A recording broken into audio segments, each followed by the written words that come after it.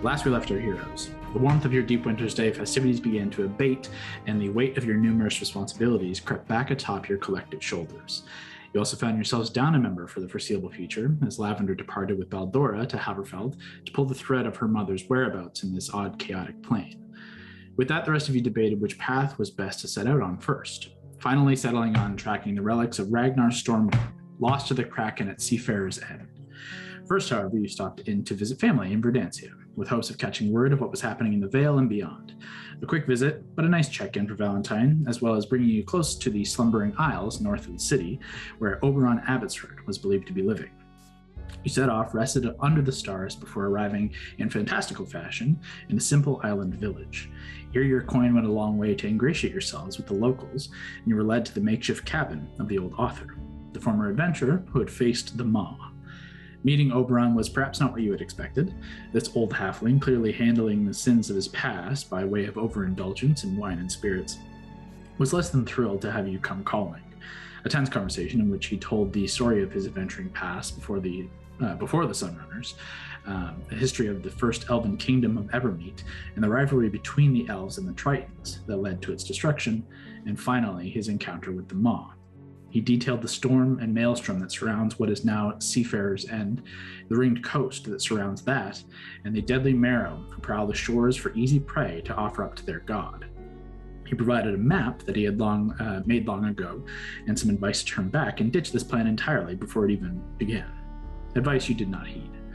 Ultimately, the conversation circled the feelings of dread and loss that are always at the fringes of an adventurer's career, and ended somewhat sour before you departed. Finally, much conversation was made about what to do next. With that information in hand, you made for Verdantia once more. The following morning, after a great island feast, you made your way to the docks in search of a vessel to take you to the northernmost island of what remains of Evermeet. At the docks, you found the Wave Cutter, a sailing ship seemingly outfitted for speed and danger, and a crew of colorful characters you immediately found at your speed. A deal was struck, you retrieved your last-minute items from Arendelle, and you are set to depart from Verdantia this afternoon as we begin. It is the 37th of Morden today. You have roughly a week of sailing ahead of you thanks to Hondo's navigation abilities. He gives you roughly a week given the kind of makeshift map that Oberon provided you. However, before setting off, kind of informally, do you have any last details, conversations, or preparations you want to try and make before we jump into official setting sail? Now's the time. Didn't you legend lore something, Scott? We thought about it. You did say you were going to think about legend luring the Ravenous Maw itself, and I said I would get that to you next game, so you can do that if you want, or you can save that for a night. But yeah, sure. Let's say you do that once you set sail. That would be something you can sit down and go through the legend lore ritual. So that'll kick off kind of part of your first day's travel, just for narrative storytelling. Is there anything before you guys need to do? You picked up the potions or scrolls of what? No, potions of water breathing. No, scrolls of water breathing. 2 water breathing scrolls, I believe. 2 scrolls of water breathing. We bought 5 regular potions. We bought a lightning resistance potion. And then we bought 2 potions potentially of water breathing, I think. Right? Do I have that right? I believe so. Because those are 200 gold. Yeah, the potions of water breathing only last an hour, and then the scroll of water breathing is 24 hours or something, right? So 2 scrolls, which is great because it can do multiple people, and then 2 individual water breathing potions. Pop it, lasts an hour. And then we bought 5 regular potions we can divvy up later when we're on the ship. And lightning resistance, we got 1 of those, 1 potion, for someone feeling like they want to have a fun time. So if there's nothing else, then we can jump into the act of sailing off. Let's do it. Okay. You reacquaint yourselves with the crew of the Wave Cutter. Your Captain West, an Air Genasi kind of shirtless, but wearing this kind of long leather, deep blue leather kind of jacket with the sleeves ripped off. Pretty big and imposing kind of buff character, but also has this kind of flair of youthful, jubilance in this kind of like air genasi, like he's kind of light and airy, though imposing. Tiefling first mate Arrakis, who's kind of always just kind of cracking jokes and keeping everyone on their toes. You meet the bosun, who's a human male named Smitty. He's just doing his duties as a bosun across the ship.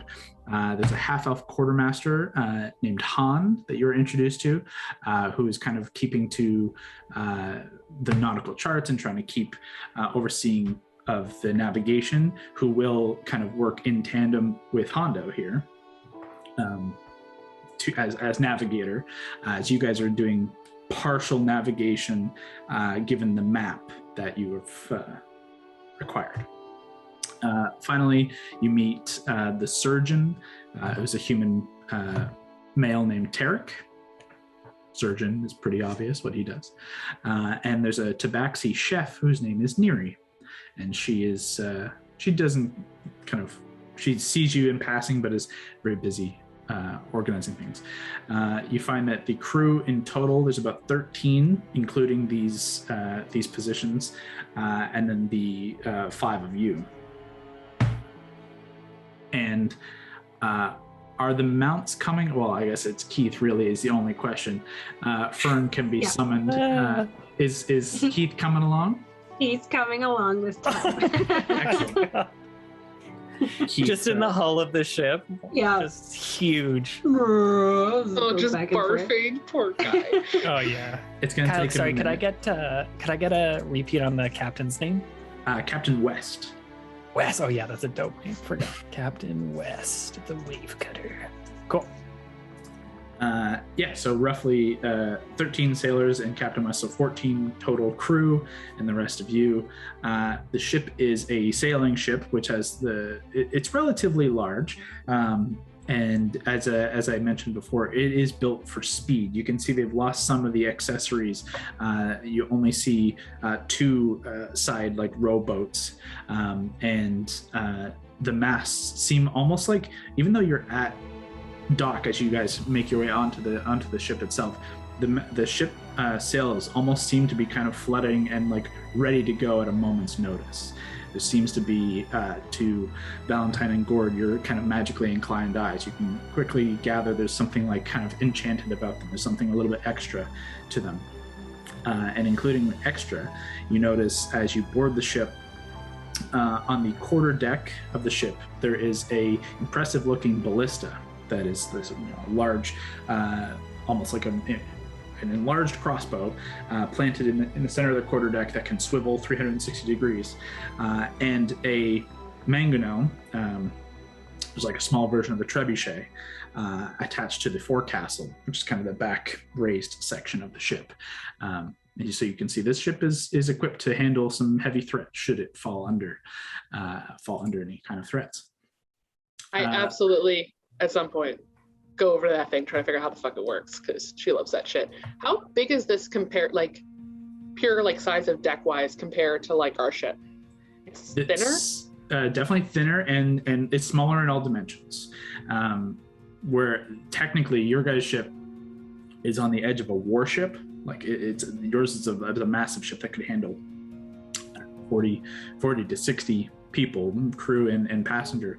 This is like 20 to 30 would be its max in terms of people and passengers. You can tell it definitely doesn't have as big of a cargo hold, and it seems that it's maybe 80 to 100 feet long and maybe 25 feet wide in terms of space. So you can also gather, as you guys, especially Mary, would take in, should a fight break out, it's going to be some close quarters on decks, just based on how many people are here and whatever is attacking.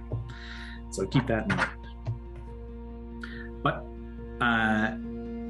you had already paid up front 150 gold as kind of like a down payment on the to like agree to like set sail with an agreed upon deal of 5 silver per mile, and you gather with Hondo's kind of rough navigation that This is going to be about an 840-mile, 7-day journey, which will be about 60 gold a day, give or take, but weather dependency, we'll see how much longer it actually ends up taking in terms of time. And as we begin to set off, I was going to call for Hondo to make a navigation check, but Hondo's taking a nippy nap over here. It's pre-sale nap. In that case, bards are good at it. Him to do it. It's unfortunately, actually this works out fine. Gord, I do believe you also are a pirate / sailor in the background. So if you want to make a navigation check for me, that would be roll a d20, add your wisdom bonus and your proficiency bonus, and that will give me a good navigation check as we begin. Hondo's seasick. Should I click on D&D Beyond?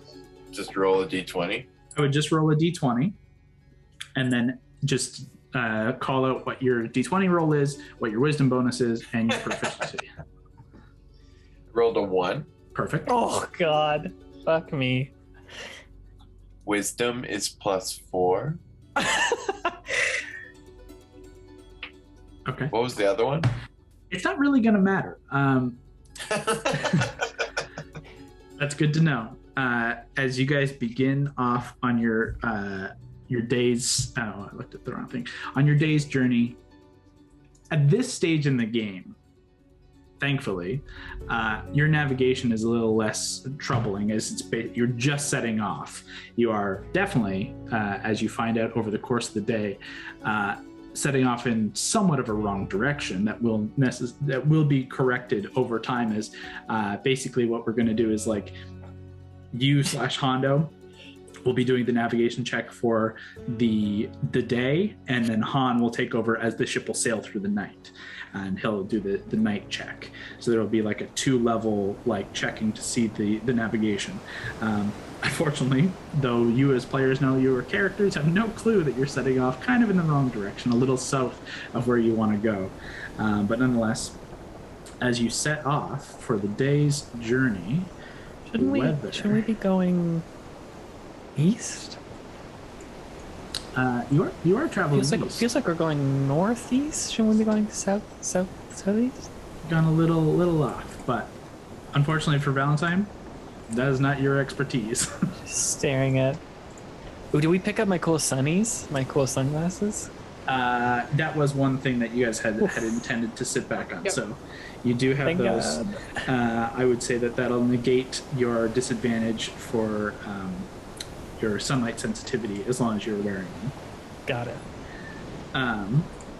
But as you guys set off for the first day's travel, unbeknownst to you, kind of not in the right direction, it's a little cold. There's a light breeze kind of against the sails, though you notice that the sails are able to kind of push past them, almost inflating a little bit as they continue to travel.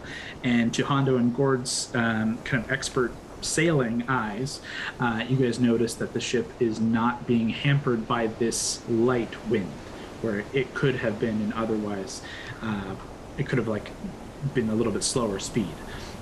As in the first couple of hours you set off, there's a little bit of a light rain that is a little bit just faint snow. It's just a little cold enough that it just turns to snow in some of these drops, but not enough that it really hampers your travel or your comfort.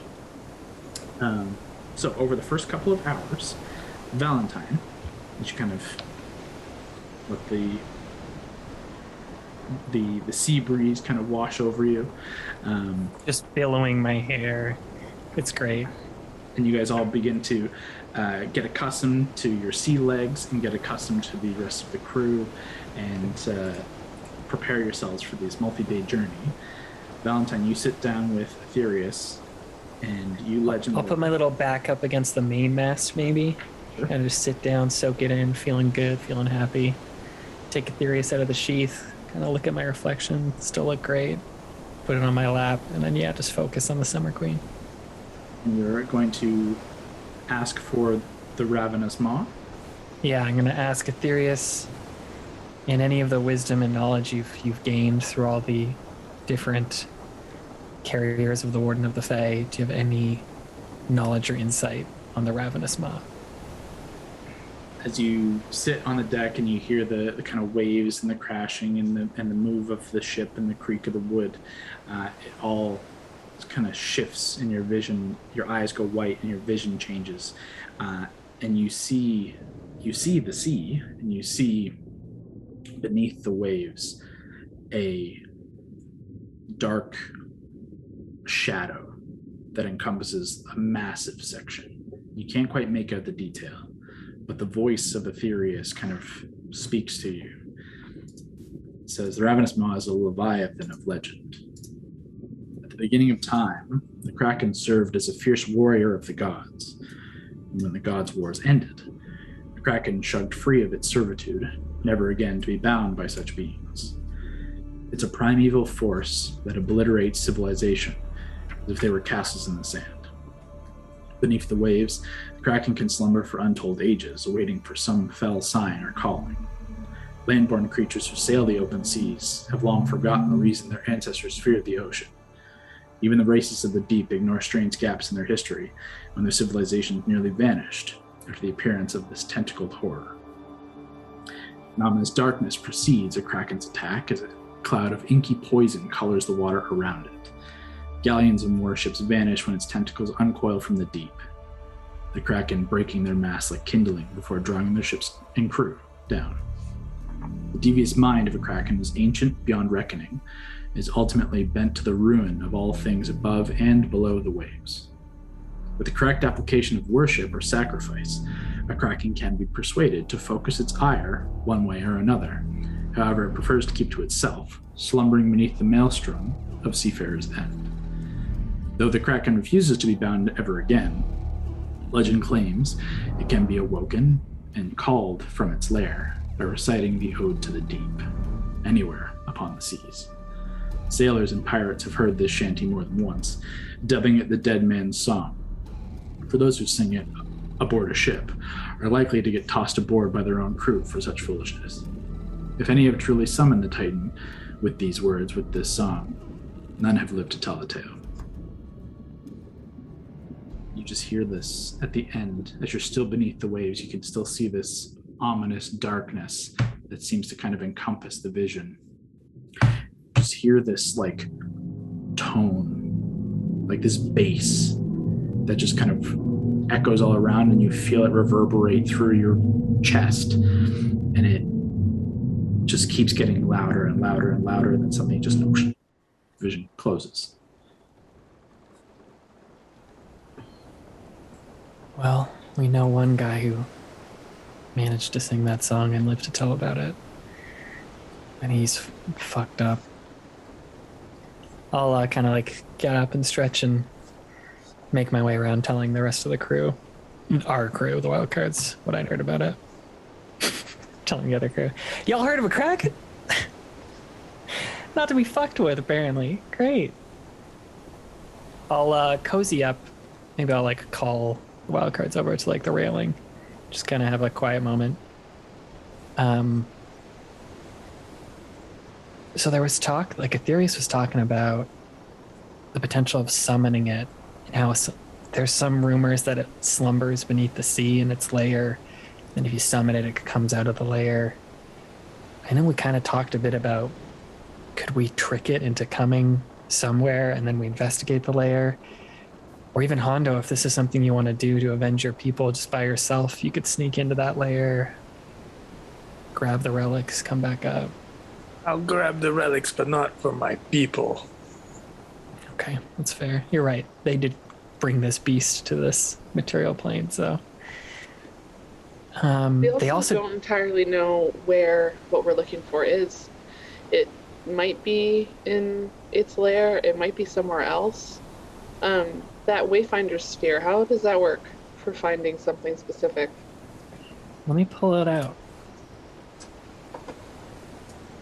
Ye old Wayfinder sphere. I know it has a range limit. Yeah, isn't there something like where if you pump a spell into it or something like that? I'm just trying to remember. If you pump a spell So I can into do it and locate have an item.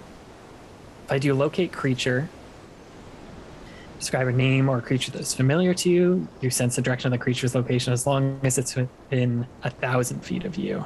Spell can locate a specific creature, yada yada. And then, sorry, Kyle, the spell thing is...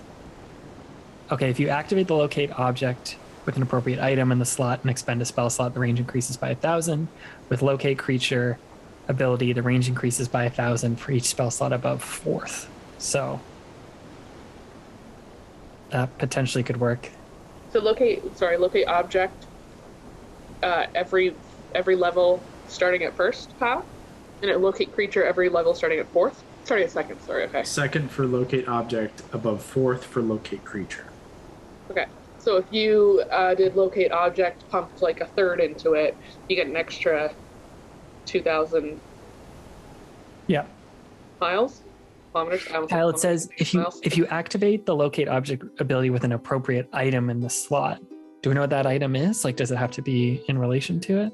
It's more, it's like if you have something that would be related to the object that you're searching for or the place you're searching for. So if it was like locate creature and you had a note that they wrote, you can put that in there. And sure. Or if you had more specifically, like for a creature, think of like lock of hair, like blood, something like that. Like that would be something like that. So we could keep an eye out for like scales or something like while we're here, or signs of a Kraken, something like that. The other thing I was going to bring up, that's a great idea though, and we should keep this thing top of mind, Mary.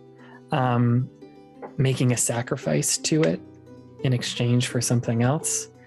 That's interesting. Again, Hondo. Your sword? I was thinking your life, like as atonement for the sins of your people. I don't know about that. But maybe we could fish something. Let's get fish, a giant, fish or something, or a shark or whale. Yeah, trout. Just common trout in exchange. Just cook your octopus surprise thing, and I'm sure that it would love a lovely dinner. But it's a prime evil deity. Like, I do wonder if there's another evil we could offer it, or something we could offer it in a worst case scenario. We still have any evil books? Let me read that again. Evil artifacts that we have claimed. What happened to Carval's? We have one. Speaking of something we should look at, Carval's spellbook. Carval's spellbook. Has anyone looked at that? Don't think we ever fully looked at it. We just Niamh glanced at it when Hondo showed her. Was that the book that I tried to trade and someone wouldn't take it because it was so dark and vile? I think so. Let's use Perhaps, that. Yeah. We don't have any use of it. I mean, it's a Kraken though. I don't know if it's going to cast a spell. Sorry, Brawley. Do we know if sorry, I got seawater in my mouth. I love this voice. All that seawater. Do we know if the Kraken is like evil? It said prime evil deity, which makes me think it could be pretty evil, and that all it wants to do is destroy everything above and below the sea. Because if we gave it the book, like, can it read? I know it's intelligent, right? It's a highly intelligent creature. Okay, but I don't know if it's exactly a spellcaster. But the thing also, is, like, the book's so tiny compared to. What about this? This? It could hold the book as an offering to someone else that it knows. Like, it doesn't have to use it itself. It could trade it. This thing is a titan. It's huge. I don't know. It's gonna hold the book. I'm just getting flashbacks to remember when we fought that shadow dragon and we were trying to find something to trade it, and its plan the whole time was, well, if I just kill you, I still get the thing.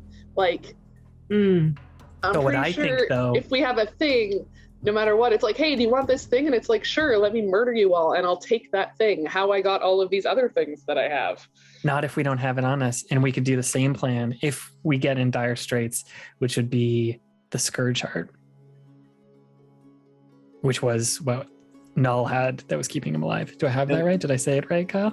You did. That is fucking dangerous. Realistically, Val, your assessment from legend lore and from talking to Oberon is, the Scourge Heart is that's on the level of what you would potentially need to to do an offering. The Kraken is not something you are going to barter with. Casually talk to. It is the plans you guys are coming out with, like present as an offering, are you just know this thing is He'll straight murder us. It's not going to talk. Without question, it's not going to talk first. Now, if there's a scenario to present that you say you have the score chart and that's something that it was even remotely interested in, which I'm not sure. That's something to consider. But straight up, like, it's fun to entertain the idea. There's no way a spell book is going to be like, hey, we'll give you this in exchange for these relics that you're holding and not killing us. Its whole purpose is destruction. Mm-hmm. It doesn't seem like it would take an extremely like powerful and influential thing to talk down a Kraken. You know that entirely. And if we just, no matter where we show up, it's going to hit first. Like, you'd have to find a way to contact it before remotely getting close to it. I'd imagine. Because if it sees us first, it's going to hit first. If there was a way that we could contact it ahead of time, be like, yo, deal, we can show up. Maybe. None of us have that ability. Hondo, we also have your genie lamp. Oh. We're not trading that if that is what you are suggesting. This guy fucking throws around my sword like it's nothing, but this lamp he keeps in his bag. I have a perhaps feeling not a trade, but perhaps that is something we might want to use if it gets real bad. Of course, but I have a feeling that the Kraken will not be of the level that we expect it to be. So you don't think it's gonna be tough? Oh, buddy. Yeah, and the other problem too is if it's highly intelligent, it would be really hard to even try and distract it. Mm-hmm. Right? So, because it would see us coming. We're gonna be ticks on a bear to this thing. Like, I really wish we could have planned more ahead of time, because I honestly liked Hondo's plan of give it a boat, blow the boat up. But we do not have enough time to do that. Can't afford another boat to drag. Can't afford another ship.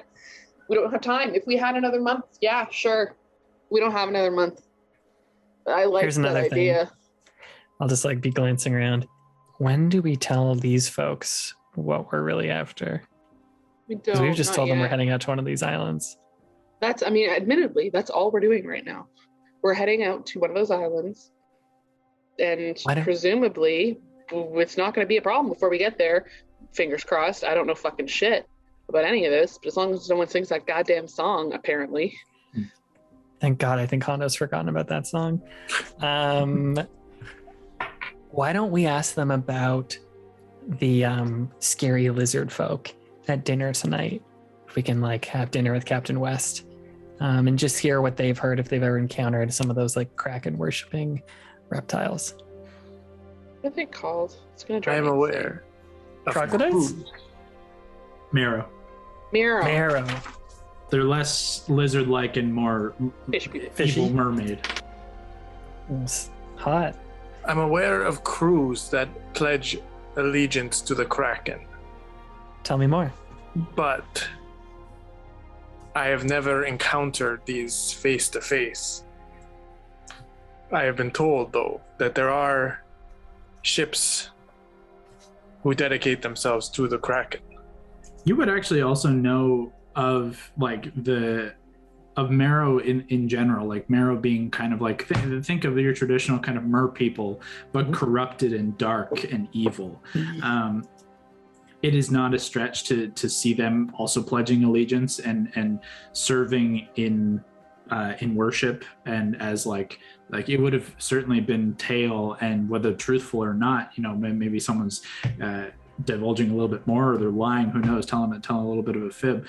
But these creatures are capable of magic and capable of more than just swimming around in the sea. If they devote themselves to the Kraken's a big enough entity to be a patron in terms of warlock purposes. It's big enough to, if enough worship of any one thing can grant it more power, that it can kind of grant power back in terms of a minor deity, it could be a threat. And you certainly would have heard that. We could fake our allegiance to the Kraken. I'm listening. You see, it won't attack us right away if we come out as worshippers. And then when its guard is down, then is when we attack it. Man, it was so fun traveling with you. I'm just like preparing myself for you to die on this adventure with this cavalier attitude. The Kraken has a soft spot for his worshippers. Or actually, I don't even know if it's a he or a she, to be honest. But they have a soft spot. They have a soft spot. If we get to his soft spot, we attack it. Of course. Or like, so the biggest thing here is our quest is not to murder, you know what? Our quest is to get the relics. So we get those relics, boom, teleport, whoosh, we're back in. Yeah, we don't need to finish the job. We just need to get the fuck out. Yeah, admittedly, ideally, it's in its lair and it's busy doing something else and it never even knows we're there, so it doesn't come back for anyone. Doesn't even know we're there. We don't have to worry about any time anyone goes on a boat after this, if we're ever going to get our asses handed to us. Yeah. Our plan should be stealth. We're so bad at that. Like, we're so bad at it. For people, admittedly, Hano and I, real good at sneaking around. For having two of those on a team, we are very bad. Maybe the worst. Anything remotely less than espionage. Yeah. I'm all for it, but let's keep mingling. Let's like ingratiate ourselves to the crew. This would be good practice of being like casual and not chaotic. I'm going to go to Fern and start petting him and just trying to like commune with him what kind of like interesting aquatic creature he could potentially turn into if I summon him as that.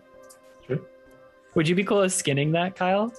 Like I could summon, but it would be Fern, but he would be in a different body? Not in a swimming body, unless there's a mount that already has that. Like a find mount that is that though? Let me Google the spell. Sorry, you keep going. Look up the spell, unless there's a creature that you can summon. As my understanding of the spell is, you summon, like when you cast Find Greater Steed, Fern is your steed. Like you're casting Fern.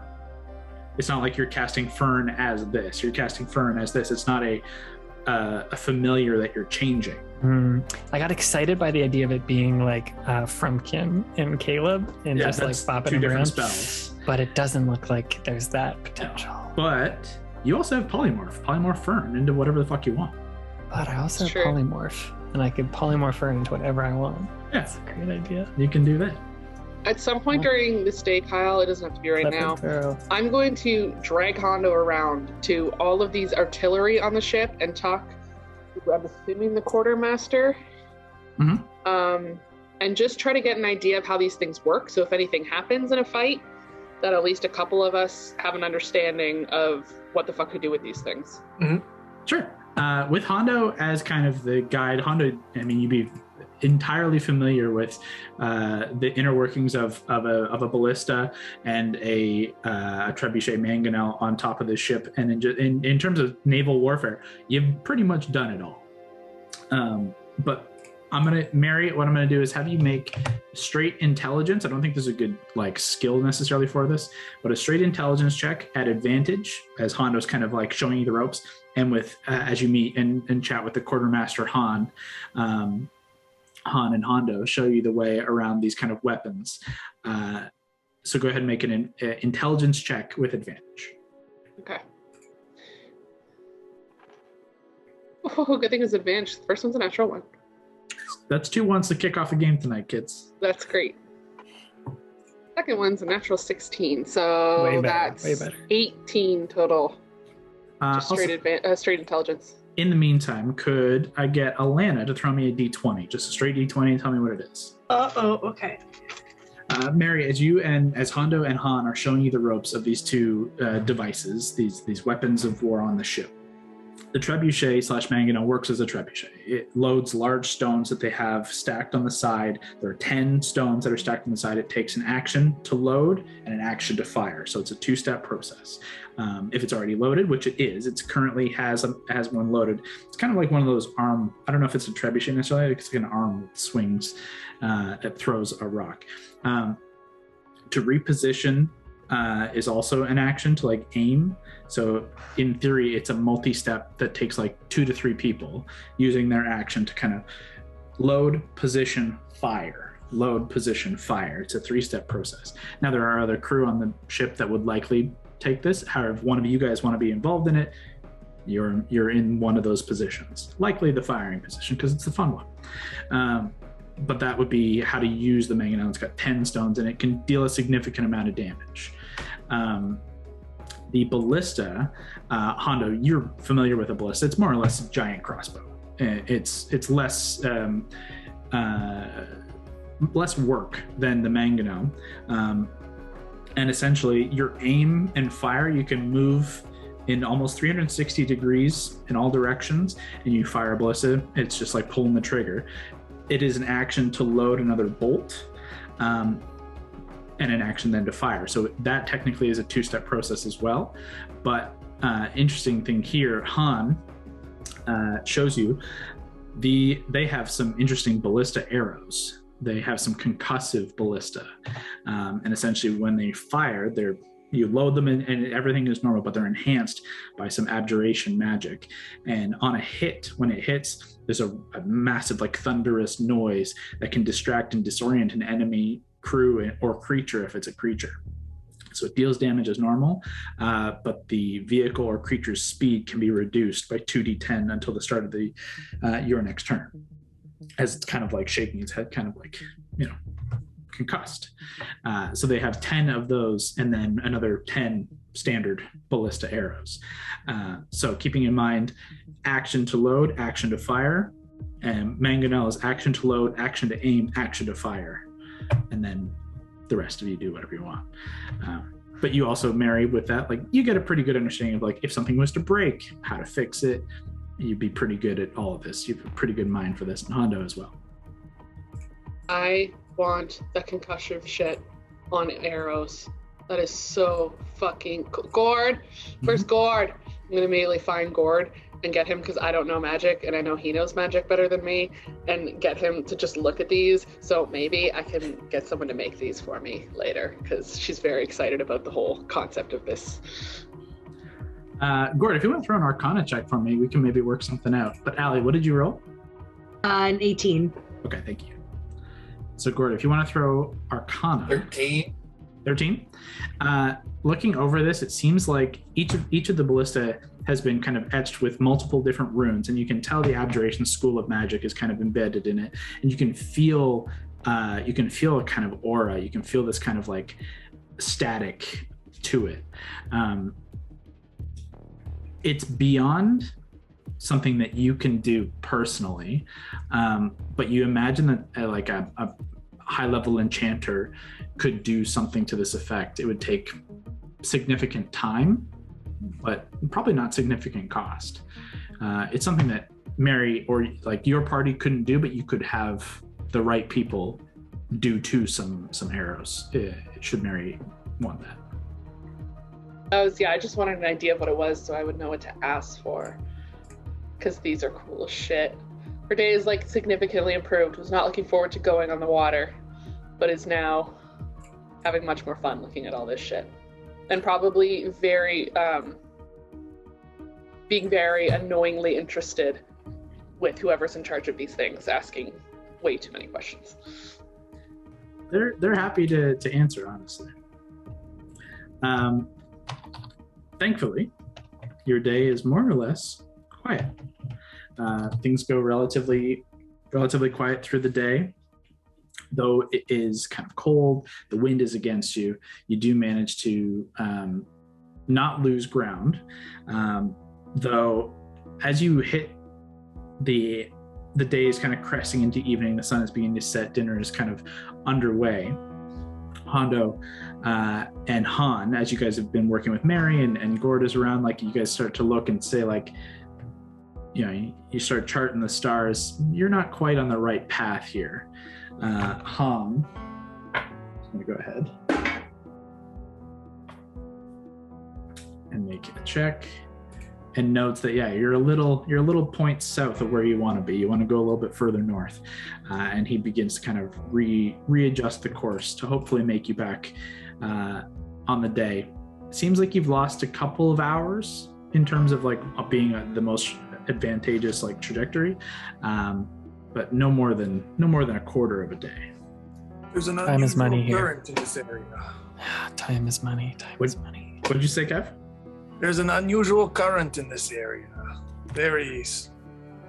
Han kind of looks and says, that might be it, but regardless, we'll set it up for through the night to get us on track. You guys get some dinner, get some sleep. We'll keep watch. We need to take watch. The night crew will take it unless one of you wants to join us. I might spend a couple hours. Might not be a bad idea. Yeah. Sure. You're more than welcome to join Han and some of the other crew. You notice that the captain and first mate and quartermaster and cook obviously take down into the dining quarters, and the rest of you are more than welcome to join in as the crews basically swap and the night shift takes over. Han is not kind of leading here, but Arrakis will come to aid, though he gets to have some dinner with the captain first. You guys are fed. It's a decent meal. It's nothing super fancy, but it's enough to keep you full, keep you happy. Probably better than what we're used to eating on the road. Probably. There are no dry rations. They have someone whose job it is to cook things, so I imagine they're better at whoever of us draws the short straw each night to cook crap out of our rations. Yeah. Not as good as Cook, though. Cook makes great stuff. Can we chat up the captain here? If you want to. Captain West, could we ask you a few questions about the high seas you've been sailing here? Certainly. It's been an illustrious career. I'm sure I can shed some light on anything you're interested in. Any trouble you might think heading in this direction that we might see on the seas here? Well, we've discussed some of the troubles that we expect as we get closer to our destination. Part of the agreed upon money you put down, the coin down, we know there's going to be some trouble as we get closer to your destination. But along the way, I believe at least we've got a couple of days of relatively safe travel. There shouldn't be anything untoward in these waters. You're too close to shore to really get pirates, and too close to a well-armed shore, I should say, for pirates. But maybe 3 days out, that's when it gets a little hairy. But we move pretty fast. I wouldn't be too worried. Great. Al, how old does he look? Like, how experienced is he? Make an insight check. A little bit. Was he? This is his first time we've been swindled. I'm just curious. I rolled my minimum, but I can never remember what that comes out to.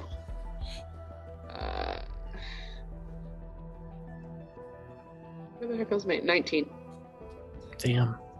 He's probably in maybe his late 30s, maybe early 40s at best. It's a little difficult to judge direct age, as you're not particularly familiar with like Genasi. Genasi, that's what he was. Yeah, he's Air Genasi, like how they age, their lifespan, stuff like that. But he carries himself as one of like, he's seen things, he's done some things. He's lived an experienced life, and he carries himself well. You ever been near the Shattered Coast? You mean the ruins? Yeah. Not particularly. Honestly, it's maybe superstition. This would be the first time I've broken said superstition, but you never go somewhere called the Shattered anything, the Ruined something, the Maelstrom of Death. Not exactly prime time for us. We've been more easy and quick coin. Mm-hmm. Do you know anything that happened to the Shattered Coast? Like why the sea doesn't move in there? Not particularly. You hear tales, you hear stories. but nothing concrete. Why? What is I it? always just wondered. I always just wondered too why the sea hadn't moved in. Why that like island's apparently exposed. Wondered if there was like cool sea tails. None. I've tried to keep my nose out of such things, best I can. Cool. So, guys are just doing the tourist thing then, just making some coin. At least for the last couple of seasons, anyways. It's easy money. It's easier work. Crew here comes from a long line of, well, different backgrounds. We've served in different crews. We've seen plenty on the seas. A lot of us thought it was a nice time to step back from some of the darker elements that you can find out here. Now, we're no spring chickens. We're still pretty handy when we need to be. We're prepared. But some call it cowardice. I call it living. Hondo's handsy too. Good to know. What were your roots before that? Where have you explored generally? Truth be told, we've not gone much further east here. Kept to the Osmet for the majority of my younger career and our early career. So mostly in the south, along the Kadar shores. Only in the last couple of seasons did we travel our way to the east coast. More coin, truthfully. Some people on the south are a little stingy. Some people here are stingy too. But it's at least a little different. Seas are a little harsher on this side, and I'll say that. The south is a lot calmer, but you get some dangerous folk that way. You're telling us you used to have some dangerous folk, I'd imagine, slightly north of you as well. Although shit seems to have gone a little sideways there. Yeah, you ever been to Rogue Point before? We've stopped in once or twice. Not in some time. Though I hear there's not much to stop into anymore. We were there for a bit, but yeah, not since whatever calamity befell them. We should go back and see what's really happening there. See who's left. What I understand, there is a considerate rejuvenation project, some rebuilding, hoping to return something of its origins, but we'll see. I wonder what corrupt money is paying for that rejuvenation. Likely the most corrupt, if memory serves. Some shady characters ran business through there. We've come up against them a handful of times, but rather not do it again, if you know what I mean. There are rumors that, that Kitty Gambino guy was up there? Never run into him personally, though I've heard. Do you think he had something to do with it? That's what I heard. Yeah, I heard it was him and his band of degenerates. In truth, we heard more or less it was a rain of fire. If we didn't know better, I would have said dragon fire, but never know, could have been. People like to talk. Gods hope not. That's just what we need. Yeah, something crazy. We'll find a safer I love passage Allie's here. face. Atlanta just tucking her dragon teeth under her shirt. Just kept kicking Brawley under the table. Sorry, what were you saying, Captain West? I sneezed. No worries. Hopefully safer passage here. Yeah. We briefly talked about it, and I don't wish to pry, and we've made an agreement. We will see this through to its end. And I didn't pry before. What do you hope to find where it is we're headed?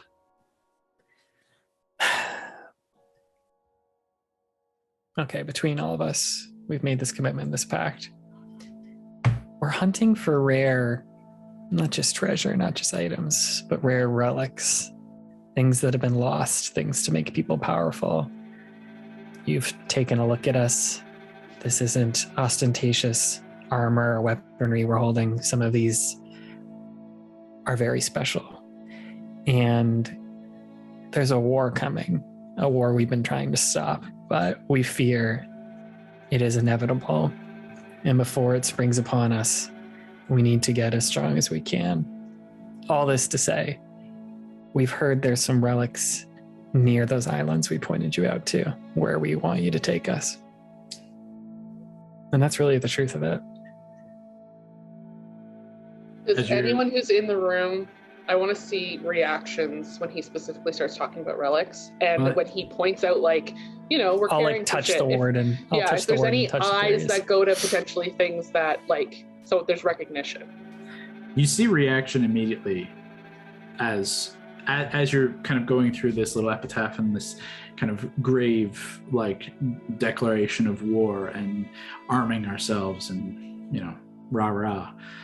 Everything gets real quiet and people stop eating, and there's a half dozen crew as well as the captain and the other kind of named members as well as your party, and everyone slowly stops, half drinking or half eating as they listen. The mention of war, people kind of start looking side to side. The mention of relics as you kind of gesture, start looking you up and down, and as you finish, West nods, leans back, and the entire crew and himself just break into full laughter. Like, they're just howling. Like, you just told the funniest story. They're just slamming hands on the table. Like, they're just like, we got some real heroes over here kind of reaction. Like, they do not at all believe any of it. I just lean over to Val. I'm like, oh, good. They're taking us seriously. I just mumble, morons. I'll just sip my drink. Wes, like, oh, that was good.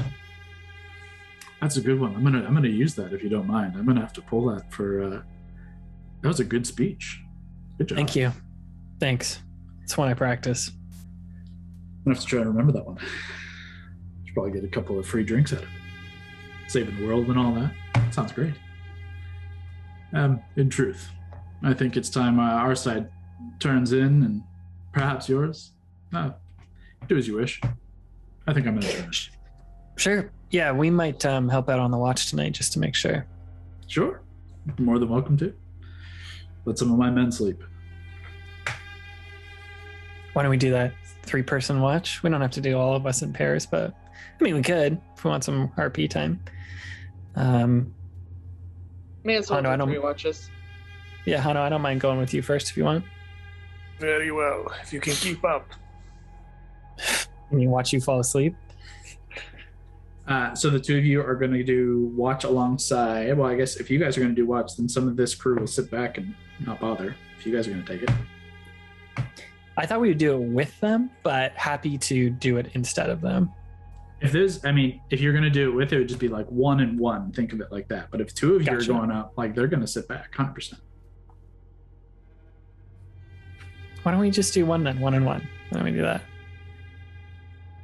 It's up to you guys. Let's do that. Okay. So who takes the first watch alongside Han here? Hano, do you want to do it because you sound like him? I will do it. Because you sound like him. Then Han, go ahead and make a perception check at advantage. All right. For first watch. Han and Hondo. Ooh, a nat 20. little nat 20 for the kid. So for the first watch, as you and Han kind of get into a little bit of chat and getting to know one another a little bit more, you can take position, watching over. You see Arrakis kind of come up and take position behind at the forecastle to take over as first mate while Captain West takes his rest. Would Han would know about the relics, right? Didn't seem to. Ask him. You can ask. Oh, They laughed us up.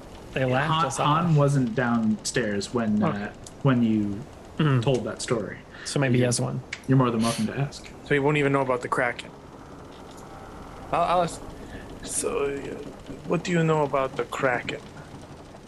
I've heard some stories. Great beast of the deep and ships sinking, and I mean, plenty of terrible stories, but it's all stories. I don't truly believe that there's anything quite that big that's still out there that people haven't tried to kill yet. Or maybe there is. I don't know. Well, I choose to wish not.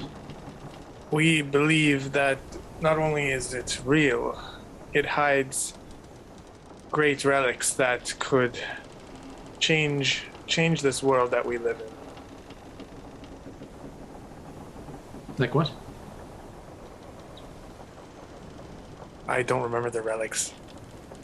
You guys are tracking the Belt of the Tempest and Stormbreaker. Oh yes. Relics of Cord, the god of like strength and athleticism, and also sometimes of lightning, thunder and lightning. What do you know about Stormbreaker? Never heard of Stormbreaker. Is that a place? It is a sword, a long sword. It's not. Hammer. I mean a hammer, sorry. I've seen a lot. You mix them up. It's a hammer. Is that? A great hammer. And this is one of the relics that you believe This is what the fictional Kraken hides. we potentially could find it. There could be some treasure in it for you too. So that's why you're telling me this. You're looking for help. Well, we always could use a little help. The seas are unpredictable, That's and true. even the best of captains like myself, we never know what it will throw at us. Well, you're not wrong there. What would So you if want you us to need- do? If you need it, if you need an adventure, you need some excitement in your life and the potential for great wealth, I say stick around, and it could be very dangerous, but very rewarding. Go ahead and make a persuasion check.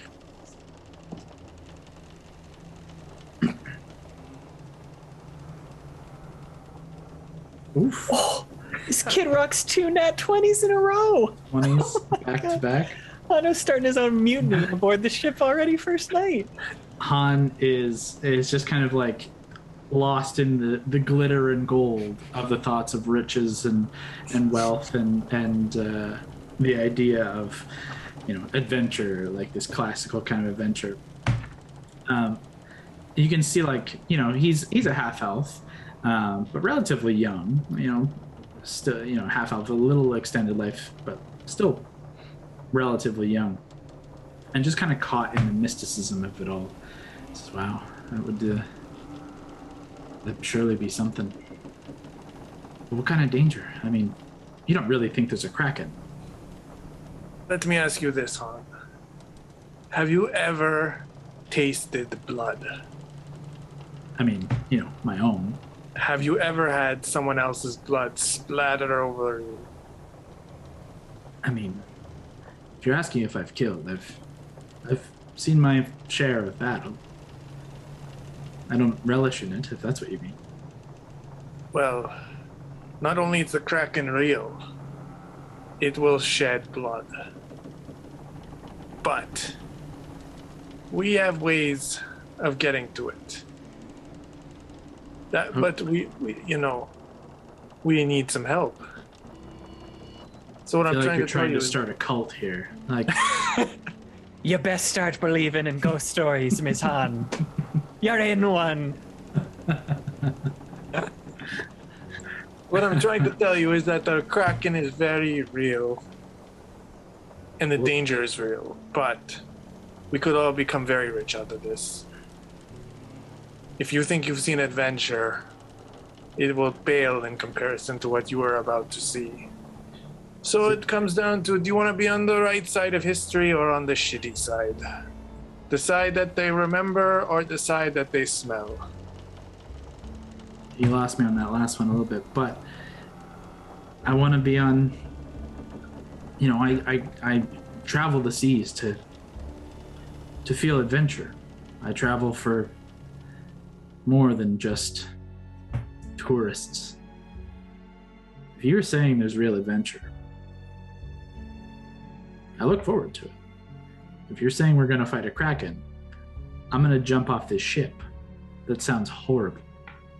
It's a very bad idea. I'm going to turn to Brawley in our shared cot and be like, you don't think Hondo's telling the crew about like the relics we traveled to the abyss and hell to find information on, and like sharing like the real reason we're here, right? Oh, I most definitely think that's what he's doing. 100%. Why wouldn't he? It's Hondo. But they won't believe him, so I think we're okay. You're right. Okay. Yeah. Good night. Night. Meanwhile, I'll just tell him, if you don't believe me, you talk to some of my crew, some of my associates, we can also call them. Friends also works. Though it's, it's a shady subject. But I assure you, our intentions are clear and true. We could be very rich. I like the sound of that. And really, what's the point of living if you can't be rich? Yeah. Yeah. Well, if a push comes to shove, I'm with you. I'm with your crew. I still don't believe you, because that seems crazy, what you're saying, what you're suggesting here. But if you think that there's real riches where we're headed, I'd be happy to tag along. That's good to hear, because I tell you, it could be more than even I could imagine. All right. As Han just kind of begins reminiscing and thinking about the riches you've promised, your watch ends peacefully. Night settles in. It's still relatively cold, but you're super accustomed to this. This is not a problem. And you are you end up taking a little bit longer. Who do you go to wake for second watch? Valentine. You find Val? Thanks, man. No, nothing to report except Han may be joining us. Joining us how? Joining us to face the Kraken. Oh, great. Okay. I'll just look at Brawley's sleeping body and shake my head. but just in case, there has to be lots of riches. We promised him riches. Okay. All right, great. Have a good sleep. Take my cloak and go up deck. Val, as you take up your position, you pass Han, who is kind of switching off with someone else as well, and he kind of gives you he's kind of surprised to see you, and he kind of gives you like a kind of look as he steps down into a knowing nod as he steps down as you pass. Sweet dreams, Han. That was too creepy. Fuck, I fucked it up. Yeah, he kind of stumbles through his word as he just keeps pushing down. You see that there's no other crew on the deck at this time, but you do see Arrakis up at the helm. It seems that you and Arrakis would be paired for this current watch. But if you want to go ahead and make a perception check at advantage, you're more than welcome to. Done. That's good. That was worse. 18 plus... What do I got here? 18 plus 13, so a fucking lot. Okay. Yeah, very, very much. As you settle in for your watch, you notice Arrakis, and you take a little bit of a moment before making your way towards him if you wish to. Can I do one thing? Mm-hmm. Just while I'm on that railing, I'll be looking out. Can I touch Aetherius and kind of just I guess I would. Yeah, try and sense the Summer Queen even out here on the seas. If there's any, if she's still here with me. Make a charisma check. 19. Oof, Scotty. Though 19 it's- plus, 5. Plus 5. Though it's dark, and what I was going to say is as you're kind of feeling for Aetherius and as you're looking out across the deck, across the ocean, it is dark, though some light passing through. You can feel that warmth from Aetherius and that kind of where you touch, that same feeling as if you're putting your hand in warm sand on the beach in her realm. And you can feel her presence is still here.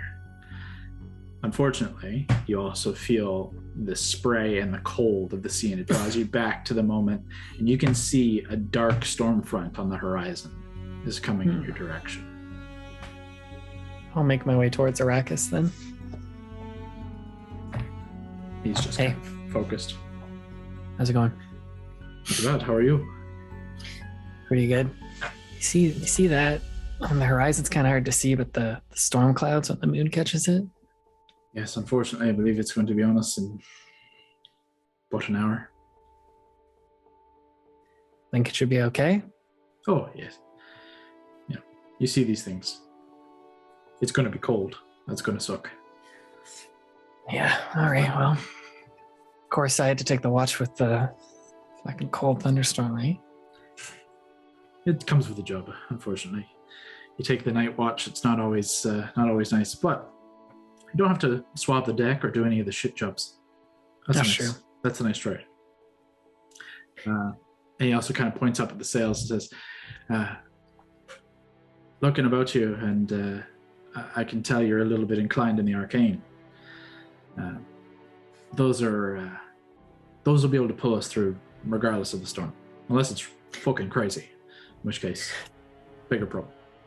I noticed that earlier when we first set off, they didn't seem too bothered by a different wind direction. No, they should be able to pull through. In relatively light conditions. If we get into a torrential downpour, then we might have to we might have to wake up some of the men. But hopefully, it doesn't come to that. Okay, we're pretty good in a pinch, so yeah. If anything crazy happens, I think we'd be all right. Good to know. How long you been sailing with Captain West for? We've been together for.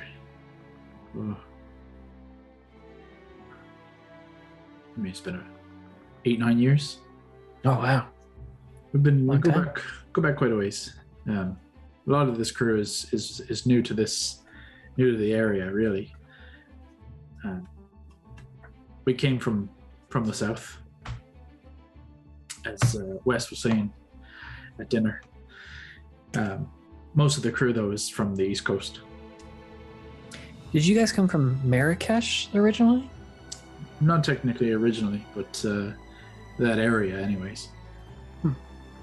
Cool. They don't quite like our type in that area. Handsome sailors. No, they don't mind sailors, but Devilkin and Primordials kind of look down upon. Kind of a stuck-up bunch down there. This guy's tiefling, by the way. Yep. You might be a sore subject. I don't mean to cast like a gloomy moment on this, but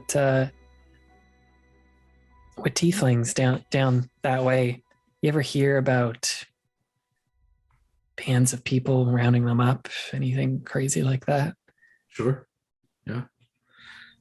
For a long time, it was sanctioned by the crown, by the crown, by the empire. Yeah. Believe them omens of dark passage and influence of the outer planes that they couldn't control. The Sapphire Academy did some significant, call them experiments. Oof.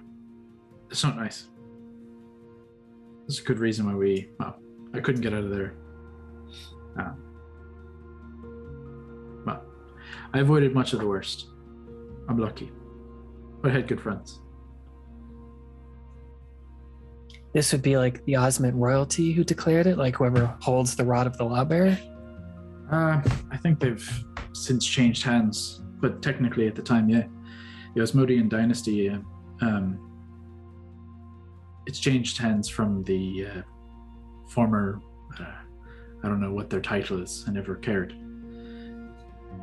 But whatever their king will say, he didn't quite like us. Most of it stopped when I was young. The new leader took over, but it's still their blood, their bloodline.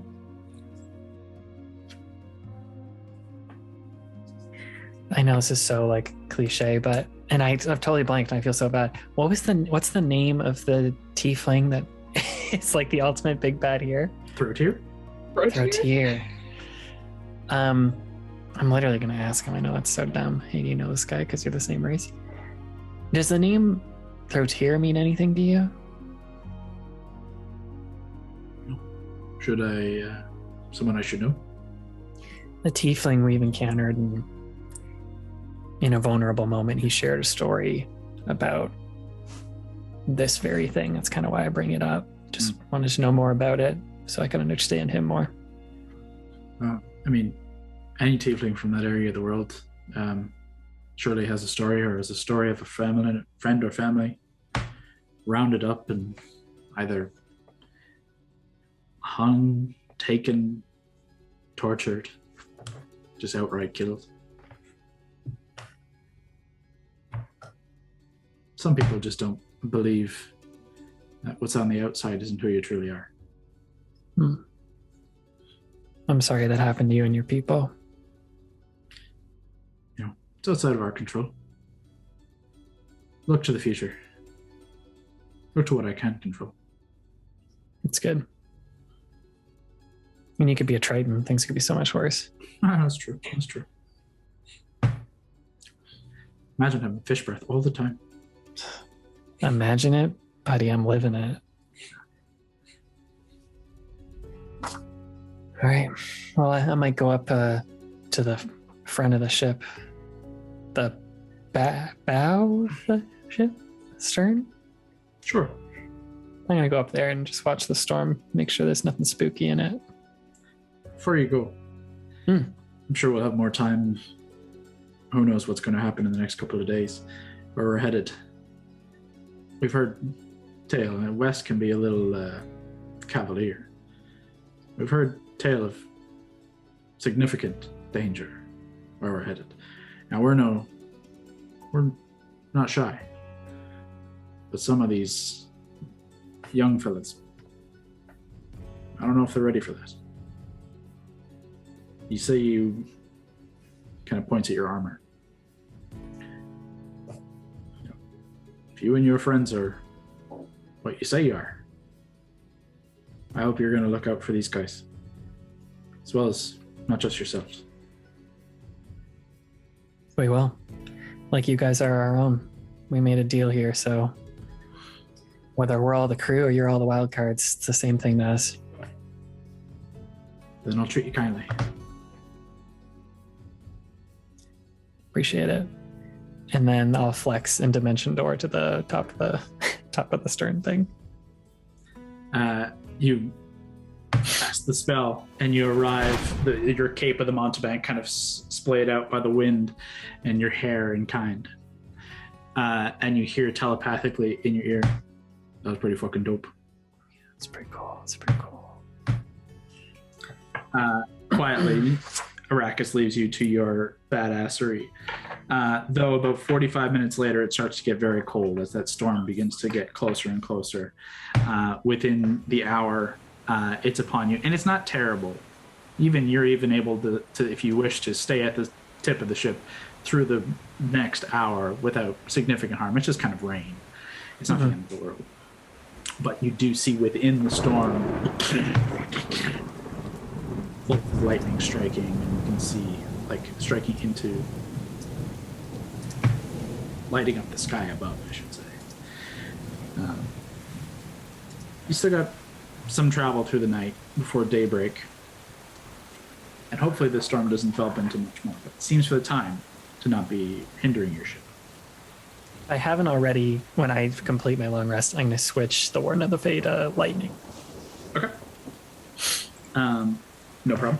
We'll say that at the end of your watch, do you wake up one of your members or get the crew of the wave cutter? Now I'll force Mary to go. It's funnier this way. Cool. Mary takes the next watch. Hey, wake up. Why? Wake up. Why Raleigh's is it cold? Raleigh's asleep. I didn't want to wake her. She looks so cute. And then Gord's purring. I didn't want to wake him up either, so it's you. So it's my turn. Great, thank you. Why do I feel more like I'm gonna throw up than I did when I went to bed? By the way, it's pouring rain outside. It's like That's a cold why. rain. Excellent. Great. Yeah, the sea's getting a little rougher. Thanks, man. No problem. Hey, keep your voice down though. People trying to sleep. Sleep and just like roll over. Try to find myself some coffee. There is none. There's no coffee. I have coffee in my bag. Try to make a tiny cup of coffee. If you want to go and try and make something, it'll take some time as you're not just- used to trying to cook and make stuff on the open It's not season worth it. in a storm that everything's bucking. I Oh, miss buddy. Lavender's little ability to warm something up. You have to do it by Yeah, true. flint and steel. It's too much work. It's not worth it.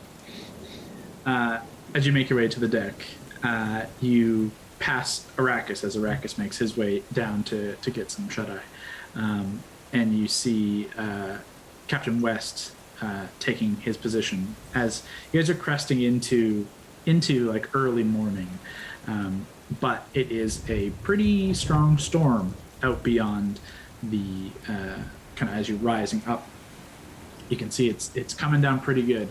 And as you're coming up, you see West has roused some of the crew and flags you down to try and bring some of the sails in. It seems that they are hampering some of the travel with the ferocity of the storm is starting to kind of beat out the strength of the magically enchanted sails.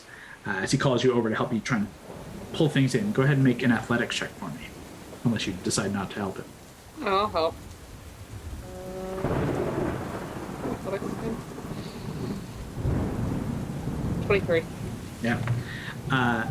You watch as like the wind is like bucking the sails and pulling some of the guys, and they're just getting like almost tossed, and you like grab hold of one of the guys and the sail in one, and you kind of pull everything down, and everything starts to kind of get pulled down, and you're pulling rope, and you're just kind of taking point, and like just like hand over hand, already like cold and drenched, but like happy to have a manual task to like focus on, and something simpler than like fighting and killing.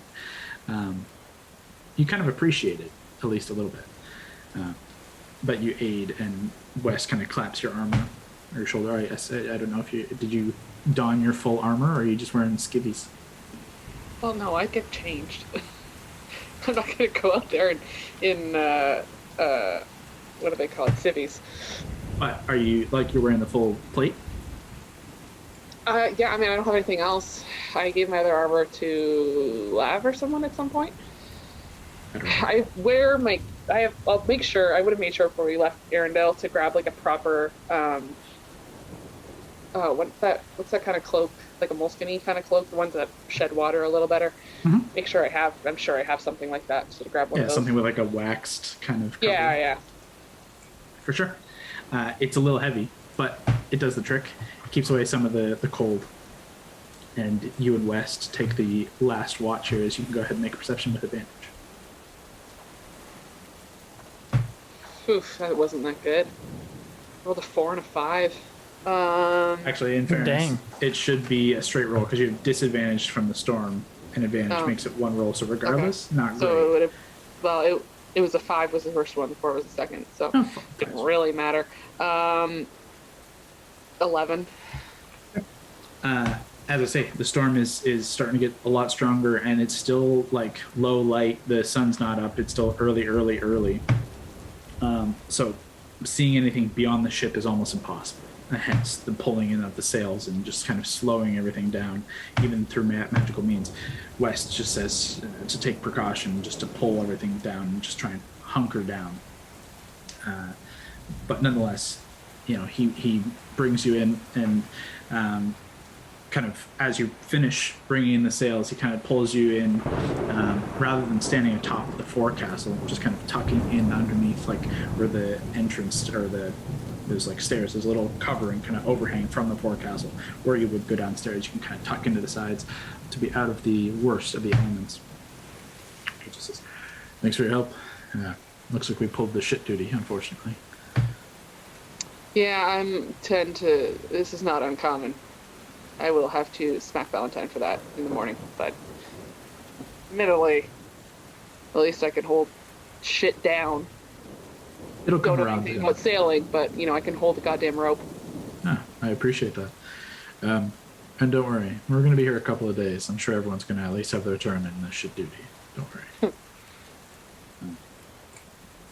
He then kind of turns his attention back to the horizon, if you want to say anything. Otherwise, we can move forward. Well, she's not particularly chatty. She's just going to try to, he's the one in charge, so anytime she can kind of keep an eye on, even just automatically, this isn't something that she's, curious of or, what needling him for, but she just likes to see how people who are in charge treat the people they're in charge of. Just to gauge character. That's something she do on a regular basis. With just your passive insight from the encounter with pulling in the sails in your aid, when he kind of dismissed the men to go back to rest, it was a very appreciative for your help. This is great. I'm gonna take watch. You guys go get more sleep. As the captain, that is not necessarily taking the earliest watch is not necessarily his duty, but it's something he's actively doing. So he can take a little bit of understanding that he's not a total douchebag. Though the two of you, he's quite content with quiet. So unless you have nothing to say, he remains in this quiet, and you watch as the light does grow slightly, but the storm does not lessen. It seems the storm is here to stay through at least the first part of this day. Mary, while you're here, go ahead and roll a d20 for me. 9. Okay. Daybreak comes, and everyone is kind of roused through the act of the ship is kind of bucking and swaying. And Mary, I'm going to have you make another athletics check for me, as West sees kind of a point in the storm to try and make kind of a break to kind of break free of the storm, and so he kind of rouses a couple of the crew, and with you there, wants to kick out the sails and get a punch at it. So go ahead and make an athletics check. I did. It was only 14. That's enough. It's not a particularly challenging thing to kind of jump into action, but you're able to kind of scale up the masts and untie and kind of rip away at the bindings, and the sails kind of, and then they just kick up. And despite the wind coming in all directions, you catch West whisper something under his breath, and it just billows out and begins to quickly pull the ship free. And within the hour, as everyone kind of begins to wake up, it's early in the morning, say about 8-9 o'clock, you can see some daybreak. The storm has lessened to very light rainfall, though a thick fog now kind of pervades the entirety around you. It's hard to kind of make any kind of sight lines, unfortunately, but it's not storming, and you can still kind of move forward. I'm petty, so at some point when I'm standing near Valentine, I'll try to casually look like I'm squeezing out a corner of my cloak, and it ends up in his boot. Oh, what the Oh yeah, big ass storm. Yeah. You just got away from that one by the skin of your teeth. My hair got wet, okay? So we both... And can you see me? Can you physically see me? I am fucking soaked. I haven't been this wet and cold since the last time we were on the ocean, and I had to go swim with a ghost girl under the ice. What a cute kid. She was nice. She's very, very creepy child. Look all around us. It's like there's a dozen Hondos casting fog cloud all at the same time. It's hilarious. I bet he's right at home. Speaking of Hondo, as everyone comes to, Hondo or Gord, it's up to the two of you. One of you can make a navigation check for me to get your bearings for the day. Unfortunately, given the fog, you have disadvantage on this check. Sure. You go. You're on fire with the rolls. That's a good point. So roll 2d20s. That one, baby. Here it comes. Here Take it the comes. lower. Okay, 12 for the first one. 12's not bad. And a nat 20 for the second one. What the You fuck? do not get the nat 20, but add your wisdom and your proficiency for me. All right, wisdom is +2, and proficiency is +5. So 19. 12 plus 7, nice. Let me find my notes real quick. But that is a success in terms of finding your bearings despite this heavy fog and coming out of a storm. 19 is enough to kind of gauge that you're headed in the right direction. Your bearings seem to be like whatever internal navigation and whatever like understanding you have of the seas and of navigation. You're on the right path. You adjust West's kind of bearings ever so slightly to head a little further north. Seems everyone is trying to pull a little south, and it seems your destination is surprisingly north. Everyone thinks it's further south than it is, but it's far northern than you expect. So you kind of adjust his bearings and start pulling everybody on a day's travel. And for this day's travel, the full day passes, and it's just fog before fog breaks into a relatively quiet evening with no further activity unless you guys want to do something. Just out of curiosity, it's like middle of winter up north where we were before. I know we left from Verdansia, which I'd imagine is like more like South New York from like where we are in terms of temperature, right? Where like it'll snow, but it's not near as bad as how we get here. What is it like out on the water? Does it feel like fall temperatures? Does it actually feel fucking freezing?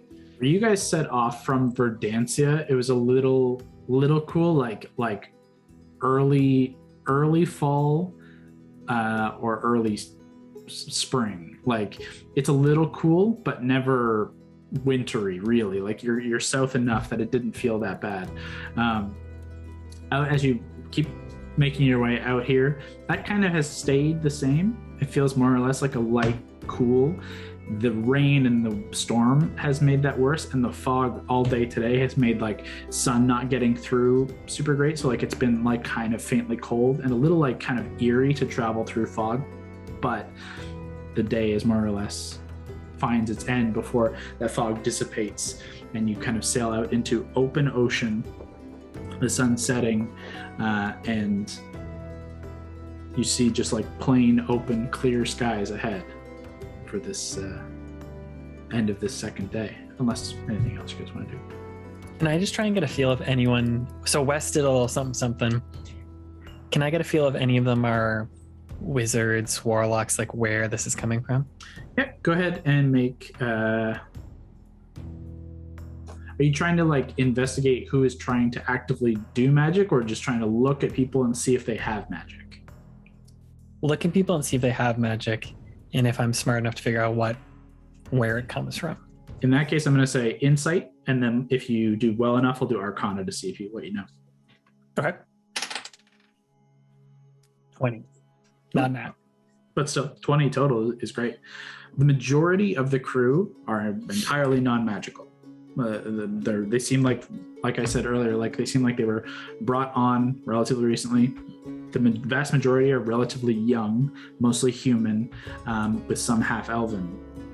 The only one of magical means that you can gather, you can tell West has a little bit of innate magic from his primordial kind of parentage. You can definitely tell Arrakis, and you know Arrakis can do a little bit of magic, but you can tell there's a little bit more going on. Go ahead and make an Arcana check for him. Man, I'm rolling well. 29. You can tell both in just like in the brief conversations you've had with him, his general kind of attitude and cavalier. He's got a very charismatic personality, and is just very quick and light with his words. And you can tell those words are similarly laced as yours. That's a good fucking part right there. Lastly, I would say in passing, you've noticed the surgeon, Tarek. They don't come out to the main decks very often. They kind of keep to themselves, but you've seen them in passing, and you can see a symbol. You can't tell quite what it is. It's like tucked away, but you can tell like the indentation of like a holy symbol that there's probably a minor priest of some kind. Okay. But for the most part, that's all you can tell. So magic is primarily coming from you guys. So, yeah, Weth's was more, he has a little something, but it's like more innate to who he is. The only ones really was like Arrakis and this Tarak. Cool. That's good. And the sales themselves, with like the time that you've spent here now seeing them in action and like your arcana as well, it seems like the enchantment is based in the sale itself. Like cool. It's not like someone is casting something on the sale. The sales are an item, so to speak. That's cool. Okay, cool. So yeah, anything for day 2, or are we cool to move forward? Let's go. In that case, okay.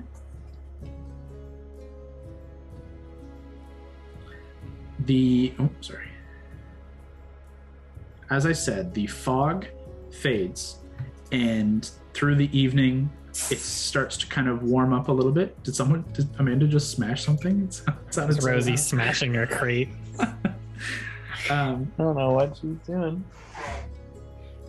As I said, that evening, it begins to kind of warm up as you just kind of feel the ship kind of take off. And for the next 2 days, you guys have clear skies, strong winds at your back, and relatively warm temperatures as you like move very quickly, and you regain any of the lost time and travel from the first day, and even a little bit from the second day, and you actually kind of catch up a little bit more given 2 really good days of strong wind and weather. So on the 4th evening of your adventures,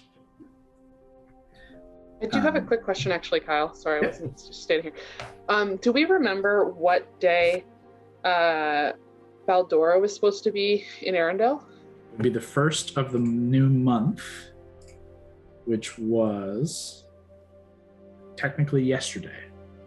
Okay. So you set off the 37th, you traveled the 38th, and the 1st. So day 3 would have been her day in Arendelle. Okay. I just know at one point we talked about either Alana touching base with her after or around, if you wanted to see how that went or what was going on. And I have a way of contacting home as well if we need to. I was just curious when that would happen. You guys can work that out in game. I had thought it was more like when you got back from your adventure, you would check in like in person, but that's me. Yeah, that also totally makes sense. You guys can do whatever the hell you want. I'm cool to wait. Yeah, we can wait. Check in person. Mary, you cool with that? Yeah, I just wasn't sure if Allie wanted. I couldn't remember if Allie said she wanted to do something like 2 games ago when we talked about it. I think I said if we found we thought we needed to. So if worse comes to worse and we need to, then I like if we have like a bad feeling or something, I can always check. That's a good idea. At least for the time, the day passes without anyone reaching out to you guys, and all seems to go well. And the day is actually really nice. Like you guys are able to kind of like enjoy. This is the first day where it's like, it's a nice day out on the ocean. It's warm. It's nice. Everyone's kind of just like going through the motions. The ship is moving at a good click. The crew is seemingly in good spirits for the 3rd day, and then the 4th day comes and it's very much the same. It's only just as night begins to fall that once again you can kind of see a little bit of fog and like a very mild looking storm kind of rolling across the ocean ahead. And just, you're accustomed to this, but it just seems to be like a standard fog is rolling in, and the temperatures kind of cool a little bit again on the evening of the 4th night. Can I do an investigation check to see if there's anywhere on the ship where like riches are stored? Sure, go ahead. Make an investigation. First, Oh boy. It seems almost dumb to ask, but like roll stealth at advantage because you have advantage on stealth. So roll that again and see if you to see how stealthy you are. It's probably going to be 400. But Is that the same roll twice? First roll was 16. So Okay. stealth is 15. Yeah, so 31. You're a ghost. Yeah, you melt into. No one notices you. And I mean, part of your stealth at this point is like choosing the right moment to like go where you want to go.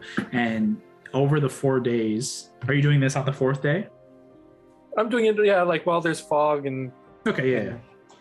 So as night is kind of settling in, as everyone's kind of going to dinner, you kind of take your moment out of eyes and earshot, and you slip down, and you have a choice.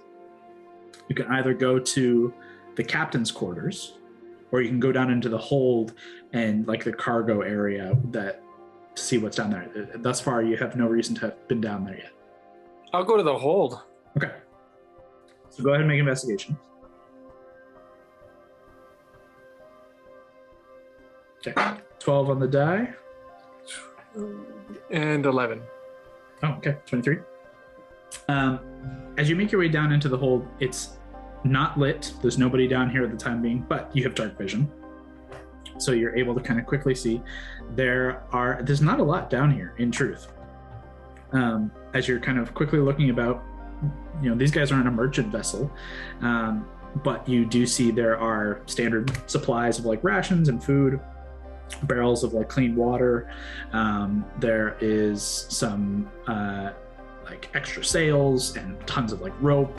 You can see extra armaments, like there's another case of not the enchanted ballista, but standard ballista, as well as they're just stacked, just rocks for the mangonel, but they're down here as well. You do though find a small chest that is kind of tucked around behind, kind of behind the rocks, and like a pile of rope and rocks are kind of like hiding it, just not very well. It does appear at this distance, it does appear to be locked. I'm gonna try and open it. Good. So that's thieves' tools. So D20 plus your dexterity plus proficiency. That's great. It's more than enough. 17 on the dice plus all your bonuses. I know it's going to be crazy. In a matter of seconds, you get your tools into the lock. It's not a particularly strong lock. It's a small padlock, and you're able to pop it. You open the chest. Doesn't appear to be trapped. You didn't even check, but you're like, fuck it. Inside, you see a potion bottle that is full of like a red liquid, like a relatively large looking potion bottle. You see another potion bottle with a kind of teal, like blue-green, that looks familiar to your water-breathing potions. And you find a pair of what look like bracers or gauntlets. They are kind of almost like scaled, like scale mail, but they have this like kind of flared fin along the forearm. Wow. I'll leave those because don't want to be too. I'll take the 2 vials. Okay. And then would I have like on myself like 2 empty vials or like? Probably, yeah. Like I'm just gonna like take a piss in 2 vials and put it in there. Okay, sure. Easily enough, you very, very poorly replace the vials so that no one would notice that 2 very obviously magical potions are now piss. Someone is going The to two be dying. and they're gonna shove a potion of piss in someone's throat. So you can That's wait. the Better last fucking thing use they'll your own taste. spells to save those people. The last thing Hondo, they'll taste. you can is your write piss down as they die. 1 potion of water breathing, and a superior potion of healing. Oof. God And bless you, Hondo. being highly stealthy, there's no issues for you to quickly stow those, take a piss, and make your way back up for dinner and the rest of the evening. Is there anything else anyone wants to do before? Okay.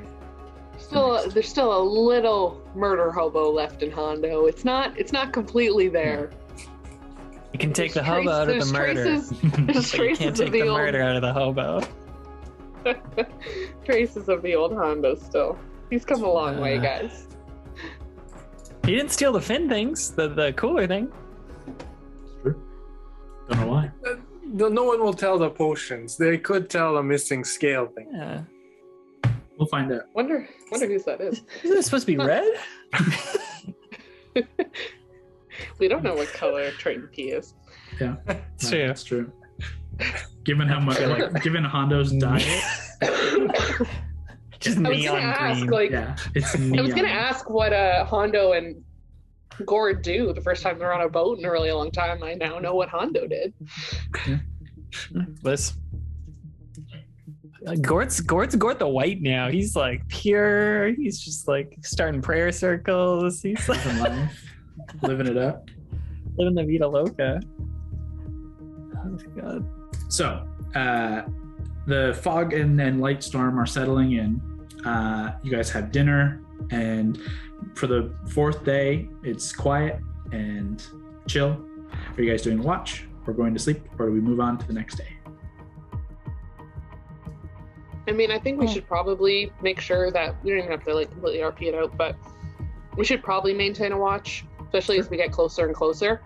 At least have one of us up, because we can radio everyone else and get them the fuck up if something can happen, as opposed to like having to rely on the crew to wake us up. In Yeah, that I can case, take first watch then. Who takes first? You got it. With advantage? Yeah, I'm just deciding who's going to be with you. We'll do. I guess I'll just keep my order. So Han is with you, and you can go ahead and make your perception at advantage. Sorry, before you roll the second dice. Heavy fog means disadvantage. Advantage with the aid is straight roll. So whatever that roll is. It was pretty good. It was a 17, Okay. and I add, I think, like 13. So, Yeah. yes. So 30. It is heavy fog, as I said, for the first couple of hours, and it doesn't seem to abate. It is pretty much pervading through the journey here, and it's, if anything, it's gotten stronger. And the rain has slowly picked up as well. Everything is like on a slow ramp into like more and more and more and more. And about 3 hours, you're almost at the point of like trading off the watch, and Han is actually honestly kind of like almost falling asleep at his post, but you're ever perceptive. And even though you've been on 4 full days of like relatively calm, quiet journey, there's always the element of knowing how dangerous your lives are, and you just keep to that watch. And you hear like a large kind of crash in the waves that doesn't seem to fit anything that naturally should sound. And you just kind of hear more movement in the water. You kind of take a look over. You don't see anything immediately. That's a moment. You kind of come back. Another minute passes, and you look over the other side. You look again, nudge Han. Doesn't seem to be anything immediately. You just get a little feeling. Something's not right. How late in my watch is this? It's nearing its end. Like you've been up, like in theory, 3 hours. It's like you would have almost been ready to like go and get somebody else had this not kind of alerted you, and now it's like sparked. Like, I'm not tired anymore. I'm fully awake. Is it still stormy? Is it just foggy now? It's not full storm, but it's still on that ramp up. It's like it's still raining. The fog is still pretty heavy to the point where like you can see to the end. Like if you're saying you're standing at the helm, you can see to the tip of the ship, but you can't see past. If you're standing on the tip of the ship, you can see maybe 20, 30 feet out at best, and that's with a 30 perception. I want to go back to the railings, kind of where I heard that noise. Okay. I'll slowly take out Aetherius, almost even to show Han how serious I am, but just like hold it, not very menacingly, just like blade down, just like ready, looking over. You watch as you do that. Han kind of was like half asleep, but as you have been like now focused on something, Han kind of begins like stirring, and as you draw Aetherius, it's like, oh, what do you see? Shh, shh, shh, shh. He like tries to get low and is like looking for a blade. I'll just like tap my ear, like, listen. For a full 30 seconds, a full minute, you just hear the crashing of the ship on the waves, nothing untoward. Go ahead and make another perception check. Just straight roll. 14 plus 13, so 27? Okay. On the other side of the ship, you hear, like, it sounds like, it's hard to describe. It just sounds like movement of water that is against the direction of the water. And it's on the opposite deck, or the opposite side of the ship. From if you're on the right side looking over, you can hear it on the left. And it just catches your ear. And what do you do? What do? I'm going to press on my earring, and I'm going to say, Wildcards, wake up. Wildcards, wake up. All of you get that in your ear, and you do begin to kind of stir. It's not an immediate, like, I'm 100% awake, but you're waking up as Valentine alerts you. Can I still do something? Yeah, for sure. I'm going to point at Han and be like, I'll just like try and mouth, I probably can't even see this, I'll be like, get the crew. And I'm going to start like creeping over to that side with Aetherius. I'll like be holding it up. As you're creeping and you're looking to Han, just before you turn back to look at the point that you know you've seen and heard something. You're making your way across the deck, Aetherius in hand. As you look to Han, you watch as Han looks to you, nods, takes a step, and you see this harpoon just embed in his chest.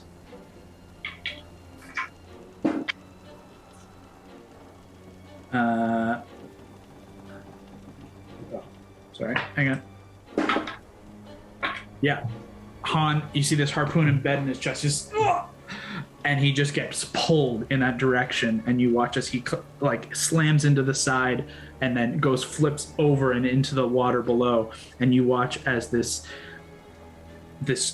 upper torso of a muscular blue, like finned and these like jagged fins, this sea creature with like tendrils kind of flowing off like a beard off of the face, this tormented, demented merman stands before you, and you see they're like kind of, their lower half is surrounded in water, like a tornado of water is kind of holding them aloft at the side of the ship. As he pulls one hand, it's like pulling back this harpoon that throws Han overboard, and he leaps up and over. I'd like everyone to roll initiative. Fucker. Oh baby, all right. Guide. Before we roll initiative, let's take a quick break because I need some water. My throat's starting to get a little scratchy, and then we'll come back and do that. So like 5 minutes. Scene. Hope you're enjoying this week's episode. If you like what we're doing here, check out the other videos on our YouTube channel, including D&D tips, discussions, recaps, character interviews, and more. You can find us on Twitter, Instagram, and TikTok at Hexplorers DnD, or join us in the live chat when new episodes premiere on YouTube each Tuesday evening at 8 p.m. Eastern Time. Thanks for watching. Now back to the episode.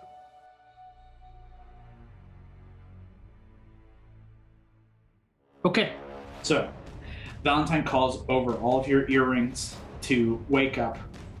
We got company. and you guys all begin to kind of stir.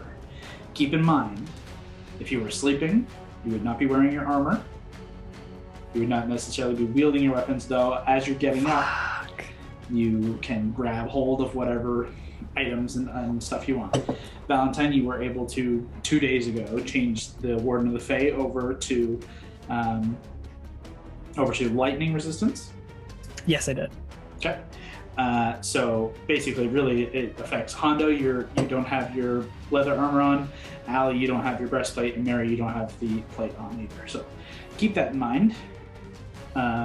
But it would be super easy for you to grab hold of 1 or 2 weapons or a shield or whatever as you're making your way up and into the fray, because you guys all are below decks currently. The only one who's above deck is currently just Valentine, because Han just got yeeted over into the ocean. Hi, Han. So, Hondo, Mary, you guys would be up first. It'll take your full move and a dash to get to the deck. Okay. And action to like grab hold of your equipment. So to use your action to grab hold of whatever stuff you want, and your bonus actions to dash, you can get to the deck if that's what you guys want to do, unless there's anything else you want to try. No, that makes sense to me. Okay, so what do you both grab? Where's the deck hole, by the way? Like that? So you guys would come up like here. Okay. Shit, what do I want to grab? I mean, I'll grab my swords, even though the bow and arrow is probably a good idea. But I'm just going to hope I can get around to where I need to get around to. So you're grabbing your Mage's Bane and... Timora's Edge. Okay, you grab both the blades and you use your bonus action to sprint up and out of the lower, the kind of sleeping quarters, up the stairs to the second level and out to the deck. As Hondo, what do you grab? I'm going to grab Whisper, and I'm going to stop just before the deck, like so I could basically snipe him. Okay. Then Mary, I'm going to put you out here. And Hondo will put you in the stairway with a shot out to this fella here. But you've used your action and bonus action and your full move to get to this point. So that would be the end of both of your turns. As Valentine woke you all up before the surprise round. So there's no surprise round, we're just jumping right into it. But that's both of your full turns for this round as we go to Valentine. Ooh, I wondered if I get to go. So just him? Just this bad boy? You've got 2 creatures. As the one who pulled Han is this one here, and as this kicks off, you see another one rising beside him, like about to clamber up and over onto the deck. And sorry, I'm that dude who's You're furthest the middle. north there. Gotcha. Yeah.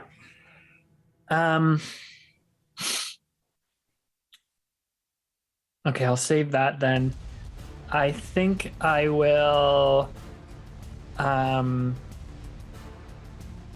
bonus action, like touch my chest to the Warden of the Fae and summon the wings. Okay. The wings kick out. Then I will burst up into the air and try and fly over them. And basically, you tell me, would it take an action to try and find Han? Like perceive Han? Yes, it would be... Okay. Then I'll abandon doing an Eldritch Blast. I'll just literally whoosh, whoosh, and try and go find Han. Okay.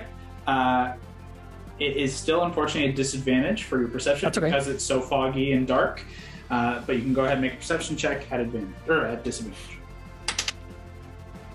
Okay, 15 for the first one. Ooh, 2 for the last one. So that's 15 overall, but I'm going to use my new feature and add a Bardic to that. Okay. So currently sitting at 15. D&D Beyond, roll up a D10. That's a D100. Why do they put the D100 just above the D8? Fucking gets me every time. D10, roll. 6, so 21. 21 is enough. So it takes your movement to get up there and then just get away from both these creatures to avoid, attacks of opportunity. You have to fly up and over, and then you make your way diving down about this region here. And you can see Han has been thrust into the water and is just plunged beneath the water about like here. Okay, great. You don't quite have enough movement to get down to him to like pull him up, but you have eyes on and you're basically right above him. Perfect. Then that's my turn. Okay. That ends your turn and takes us to Mary and Honda. You can just make out at the end. Could I have said, sorry to interrupt you, could I have said something like, man overboard, so they know I just didn't just fuck off? Yes, absolutely. As you shout that out as you make your way. Mary and Honda, from the front of the deck of the ship, you watch a pillar of water carry this creature up and over and landing basically over top of the front point of the deck. You can see he's like surrounded in water, and as he lands, it just splashes water out and away. This creature is like dark, covered in like heavy cloak and heavy robes, and yet you can see like tendrils hanging from around outside of its torso and off of its face and off of its arms as it raises its arms high. Mary, you can just make out, and Hondo, both of you can just make out like a humanoid face that glistens with water, but its jaw like breaks and unhinges, and it bellows a haunting, horrid scream across the ship. This horrid bellowing call. I'd like both of you to make, and Valentine actually, to make charisma saving throws. Oh boy, oh boy.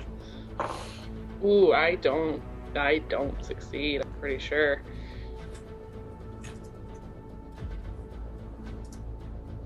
Oh, buddy.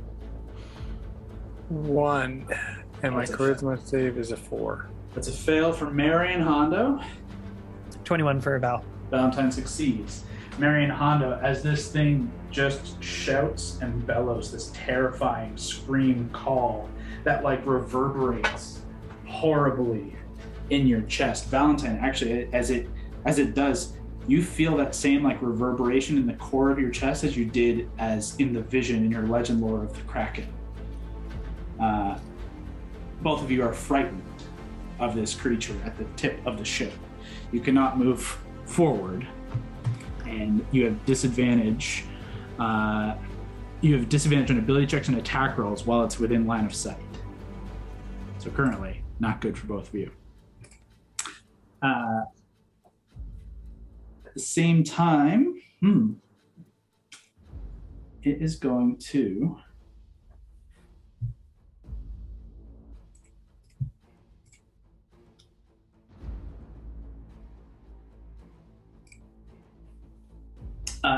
you guys watch as it lands, it pulls the water that is carrying these two creatures and lands them on this side.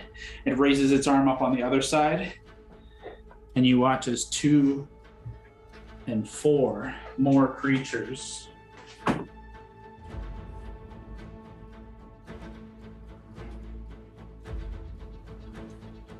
Not great, gang. rise up onto the ship on these like kind of swirling tornadoes of water, and then the creature just like lowers its arms in a flourish, and the water cascades down, and like 2 waves crash down onto the ship.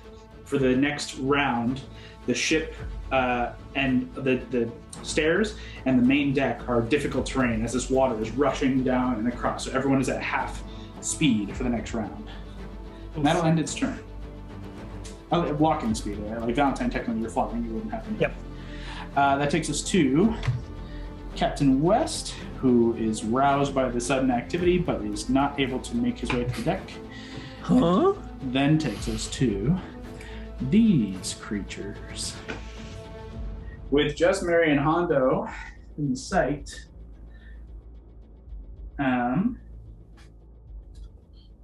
let's see.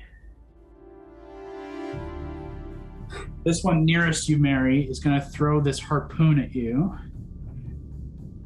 And try and pull you off the ship. That's 12 to hit, Mary. No. Get out of here with that. My base AC is 15 without my armor. It throws the harpoon, and even in your frightened state, you're still able to like expertly dodge out of the way. It then rushes in and goes to bite you with a 21 to hit. Yeah. That hits for 11 points of piercing damage. As the harpoon like slams into the side of the wall, it tries to yank it back, but it's stuck. So it rushes forward and just bites onto you. And you can see like it's moving. It's got like this kind of serpentine, like it's a fish lower half. It does have that kind of like serpentine like fish lower half, and it just kind of swirls and swizzles all across the deck, using the water to kind of propel it forward as it manages to do so. The back three are going to try and harpoon you as well, because they can't quite now see Hondo. Super glad I rolled the top initiative. Well, not even second top. The first one is an 11, which misses, but the second one is a 20. Oof. So that's going to hit you. Mm-hmm. Need you to make a strength check. Great check. Yep. D20 plus your strength. Not good. You take 8 points of piercing damage as it hits you in the back, as one on the left side hits you. And I rolled... I think I rolled you an won. 11. I rolled a 1. Ooh. So as the harpoon hits you, you can feel it dig into your shoulder, and it tries to pull at you to try and drag you towards it and throw you overboard.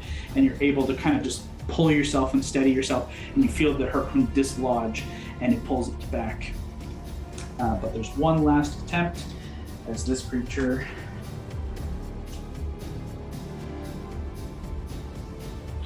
lines up there. Throw the harpoon, which, another 20. That's going to hit. Need another strength check from you. That one's way better. 17. Okay, you take 10 points of piercing damage. And I actually rolled an 18. Ooh. So, this guy pulls you 20 feet.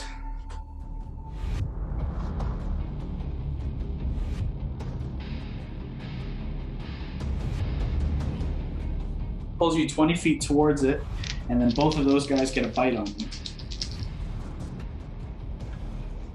Hey, they're getting me into melee. I couldn't have done that myself. So. Oh, there you go.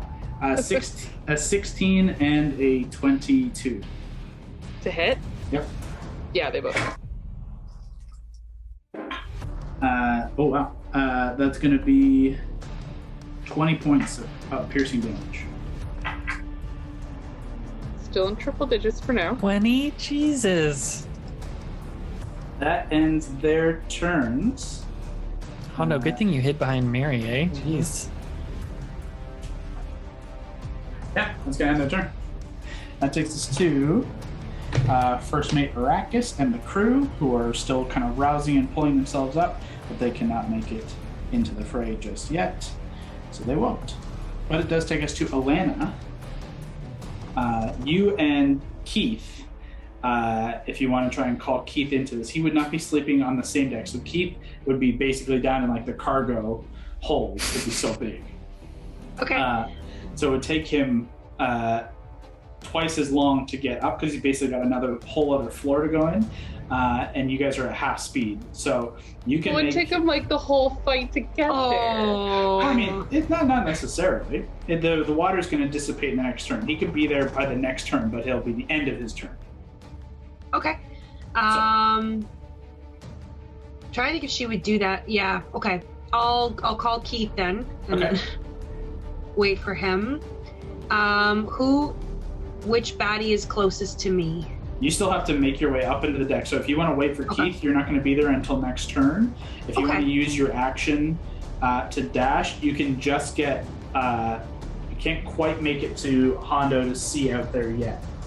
Okay. But what do you use your What do you grab to like? Do you grab your hammer? Yeah, that would be the first thing she would grab instinctually, would be her hammer, yeah. Okay, you grab your hammer, you get up, and you start making your way. Using your action to dash, you can just get like 10 feet behind Hondo, but unfortunately you can't get any further unless you could move any further with a bonus action, but I don't believe you can.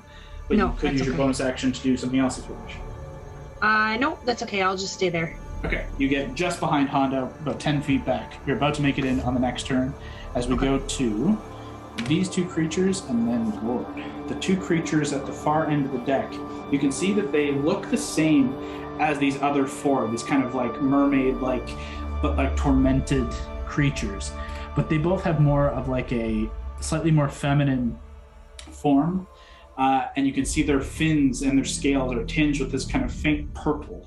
And it almost like kind of crackles with electricity as both of them. The one on the left is going to cast a lightning bolt that will hit Mary and Hondo. I need both of you to make dexterity saving throws.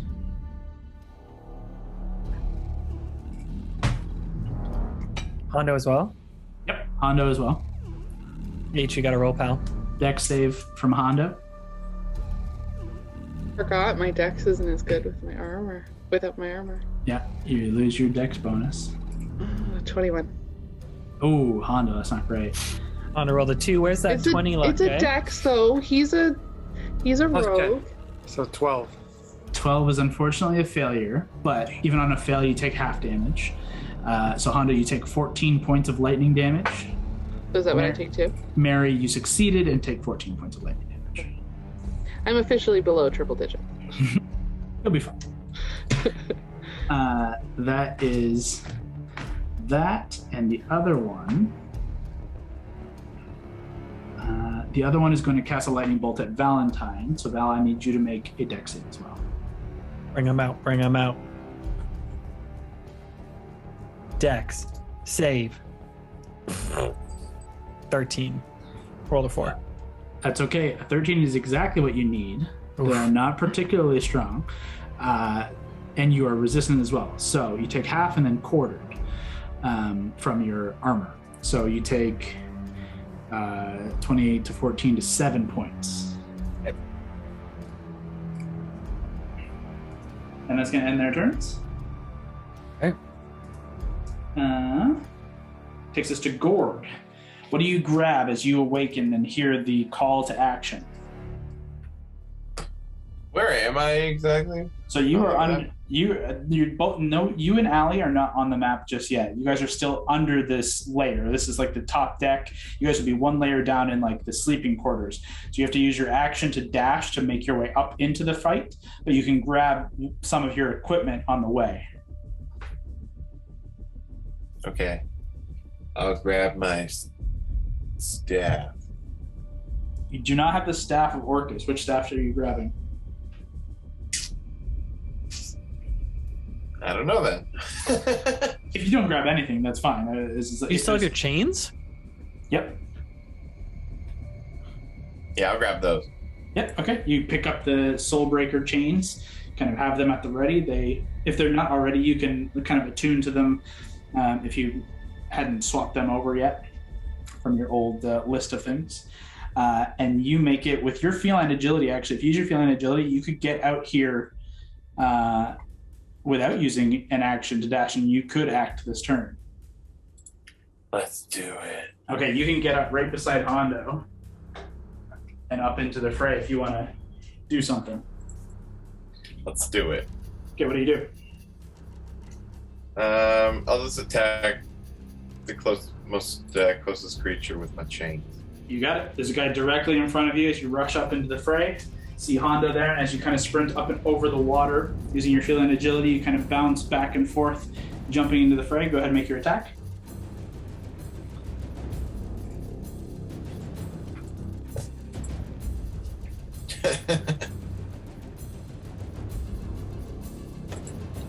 Ten. 10 total, unfortunately, is going to miss. Shit. As you are unfortunately not accustomed to using these chains very often, that is your action. Do you want to do anything with a bonus action?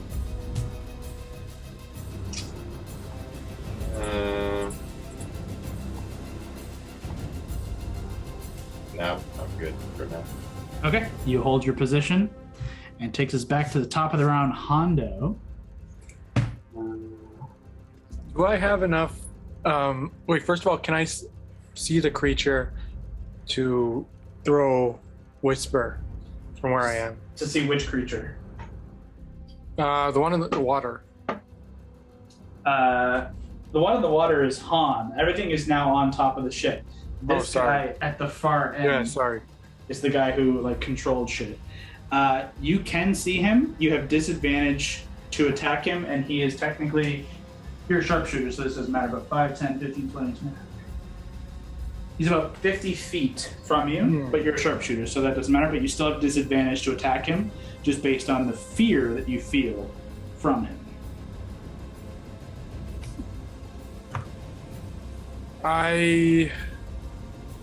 Movement's 30 feet, right? Yes, but you cannot move forward while frightened. All right, well, I'll take the chance at disadvantage. Okay. Yeah. Go ahead and roll. So first roll, 50. Nice. Okay. Pretty good on the first. Roll for the second. Not so nice. Okay. So what is that with Whisper's bonus? So Whisper is plus 13. 17. Yep. 17 does hit. Nice. Oh, yeah. So, are you hitting and teleporting back, or are you going to teleport up there? I'm going to teleport right to him, and I'm going to... What do you say to him? You drop back Whisper and just kind of choke back that fear, and you just throw it, and you throw it as hard as you can to go near as far as you can throw that dagger with as great accuracy as you have. And you watch as he drops his hands down. You can see it embed like deep into kind of his side, into into his kidney. And he doubles over as you teleport and turn into this kind of dark shadow and reappear in front of him. So I hit him, and I'm going to be like, "You piece of kelp. Oh. Not so tough on land, are you?" And I spit in his face. Because Tritons hate these creatures. Oh, yeah. That's right. That's canon. 100% true. Roll damage, baby. So go ahead and roll. You do not get sneak attack because you have disadvantage on your strike. But go ahead and roll the d4s for Whisper. Which is, I think, 4... It's 3d4. 3d4 plus 8. So total of 4. 4 on the dice plus what is the bonus? 8. 8 total, Nice. or is that plus 8? Plus 8. Okay, so 12 total. Sweet.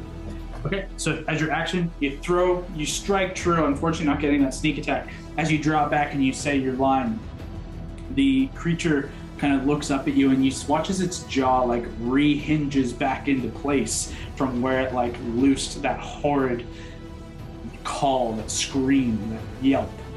And you watch as the tendrils all around it. You can just smell this horrid, like fetid, rotting fish and the deep, deep, deep ocean. That's your action. So I only had a chance to get one weapon, right? When I got up. You could have grabbed a second. You could have grabbed both your daggers or secondary weapon if you wanted to grab two. I'll let Mary get both hers. So I could use Gamber's blade if I wanted to. I don't think Gamber's blade you can do as a bonus action. It has to be your main action, but you could have done like your frostbite blade. Okay. So we'll say if you have frostbite, you can attack with that. I'll do frostbite. Still at disadvantage, but go ahead. So first roll, 13. Okay. Second roll, 15. Okay, that'll hit with your bonus to frostbite. So go ahead and roll. I think it's 2d6. Does the cold damage work? Cold damage is not going to do quite as much. It's good to know. All right.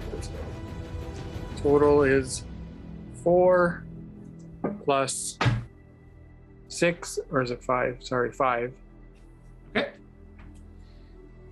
You strike again, and it's still like it doesn't seem to take quite as much of that cold damage, but you still manage to deal some damage to it, and it's just kind of grinning through like blackened teeth. I'll be like, what are you smiling at? Where you're going, you won't even have a tongue to save you. It doesn't say anything, but you just kind of hear this kind of gurgling, like choking sound in its throat. Is that the end of your turn? Yep. Okay. End of Honda's turn. Mary, you're up. Oh, sorry. At the end of Honda's turn, you can make another charisma save against that fear effect. Saves, baby. Come on.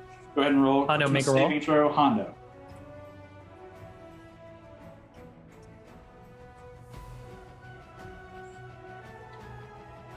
Ooh.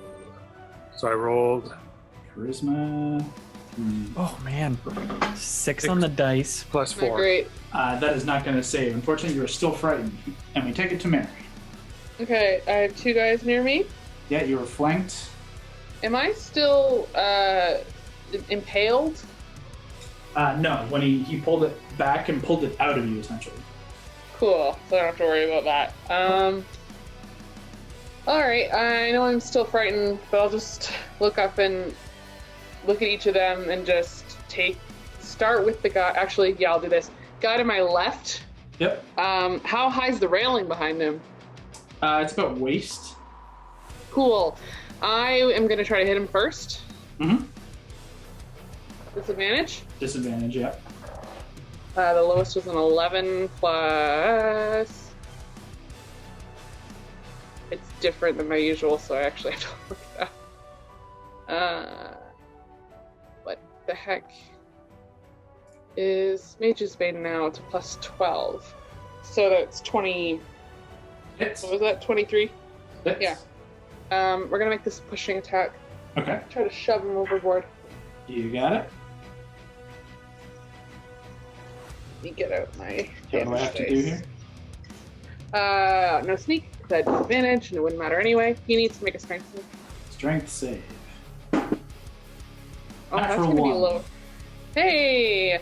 Well, he also takes 4 plus 9, 14, 15.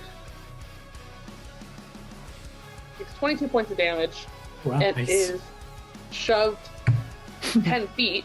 But could I use that to push him if I take the sword to his top half to try to shove him overboard? Fuck yeah. For sure. He goes flying overboard and lands with a heavy splash into the water below. Cool. And then I'll turn to the other guy with my second attack. Yep. So disadvantage. Ooh, that might not hit. That was a 2 plus 12, so 14. 14 just hits. Ooh, okay. Yeah, these guys do not bear any armor on them. You can see like what armor that they do bear is based on like the scale hide that they have naturally. It's not particularly protective. 17 points of damage. 17, okay. Last attack. I rolled the same thing. I rolled natural 20, that doesn't count. And the same thing, so it's just going to hit again. Okay. Go ahead and roll damage. Oh, jeez.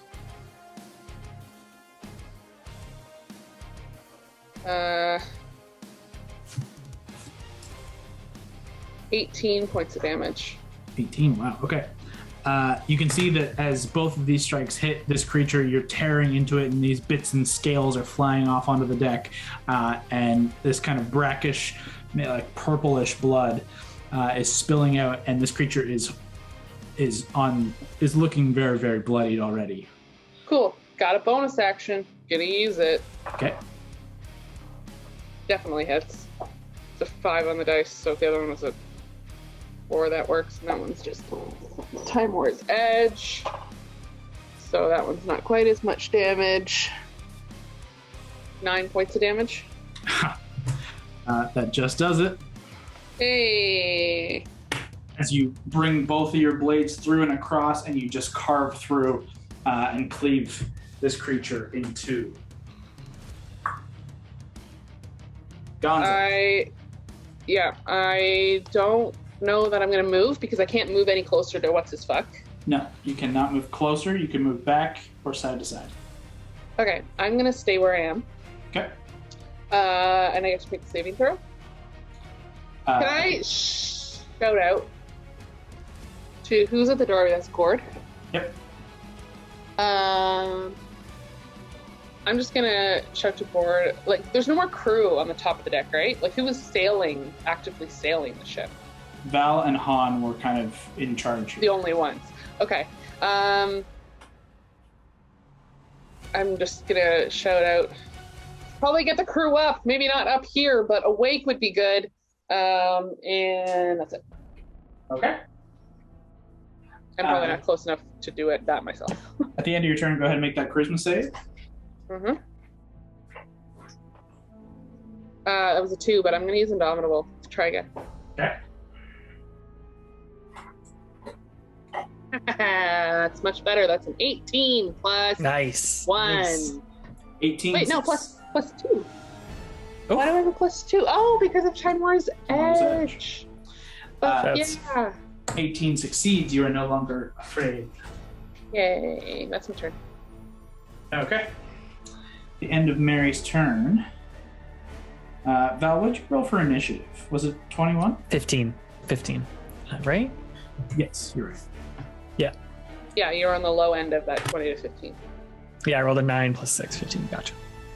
As you see Han in the water, just pulling himself up and out of the water, just like breathing barely. You can see blood is like in the water around him. He took a big hit from that harpoon that threw him into the water.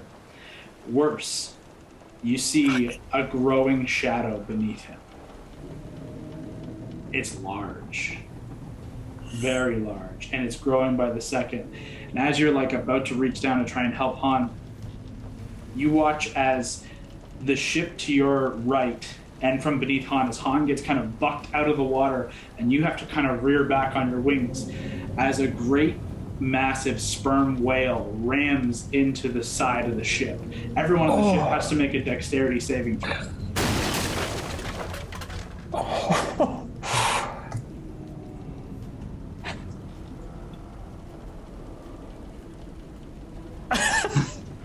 Yes, Brawley. Yes, girl. I hope that's a good thing. Is that a good or a bad, Brawley? Hondo, roll It's good, double it's good. digits, pal. Jesus. Go ahead, call him out. 19. 19 is a success. Honda, you feel the ship buck beneath you, and you're lifted from your feet for a second, but you land back on your feet safely. Allie? I also got 19. Okay, the same deal. You and Keith, you're thrown into the side of the ship, but you bounce back off and continue moving as fast as you were before. Gord? 18. Yeah, you the same thing. With your feeling agility, just kind of like catch yourself up in the air and land 3-point standing. Spin the chains. You're safe. I don't think Leah, Mary, you back? 15. Okay. I didn't end up going. A 15 just succeeds, and you are thrown into the side of the ship, and you feel yourself about to tumble over the edge, but you manage to like catch yourself and hold and pull yourself back to your spot. Thankfully, none of you were thrown or hurt as this sperm whale slams into the bottom of the ship, but the ship itself takes significant damage. Fuck. From the big ol' sperm whale. How much damage are we talking here?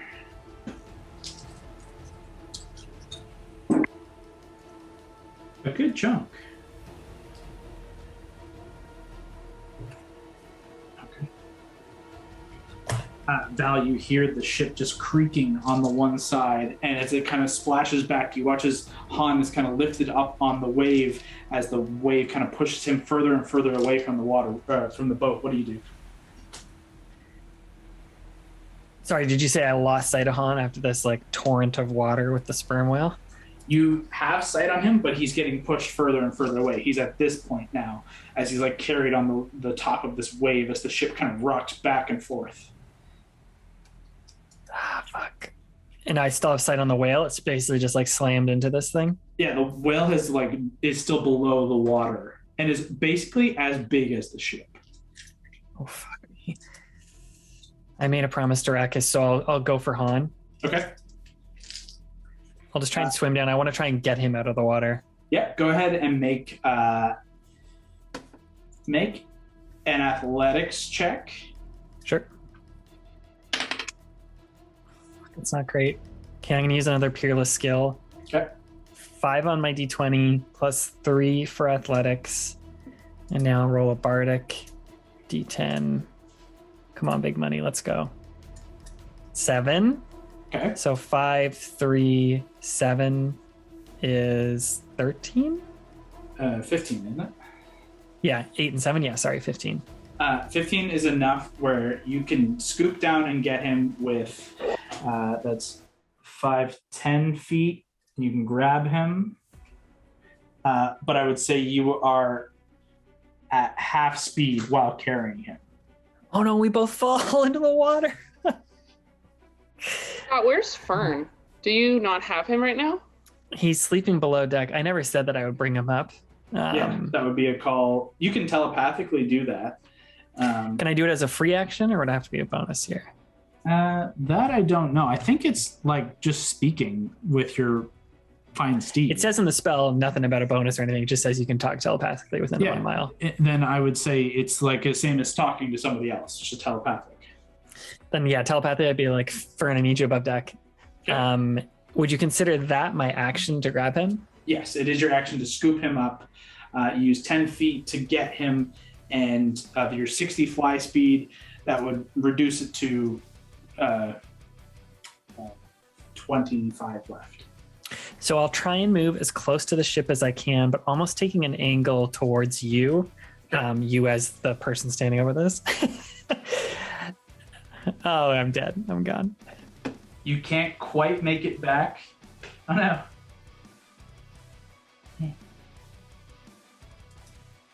You can't quite make it back to, like, you're 5 feet away from the edge of the ship. You could get there next turn, but right now you're still just shy.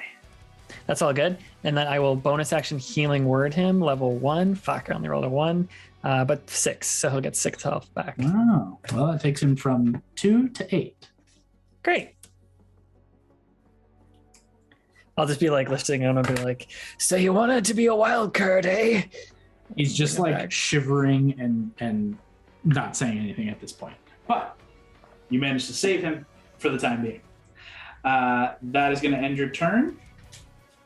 Yes. Take us to... And Fern will be coming up, but I know he's a ways away. But yeah, if you Fern, just keep unfortunately, is going to be a little behind, but he can move pretty quickly. So probably by your next turn, he will be out here in your range to kind of direct. So you can fly at 90, though it's tight quarters. It would be at 45 speed to like kind just of move. Like... Yeah, it's going to be a little tough, but he'll get there. Okay, so it takes us to our big creature at the front of the ship, with Hondo directly in front of him. Just spat in his face too. Yeah. Please remember. Hondo, you watch as he draws his arms and like 3 or 4 tentacles that are hanging from his arms and from the sides of his body, almost like octopus-like. And they just like one side, 4 of them all strike out at you at once with this thunderous strike. That's a 16 to hit you. No. You're not wearing your armor. Oh. So sorry, what was it again with 16 to hit. So without your armor, it's 10 plus your dexterity. Well, still won't hit. Because you have the gambler's No, blood. because sorry. It was... Sorry, I'm 15. Yeah, that hit that. Yeah, you're 15 because he's not wielding gambler's blade. So a 16 does hit you, and it strikes you for 17 points of thunder damage, and throws you back 10 feet. Buddy. Go ahead and make a dexterity save. Okay.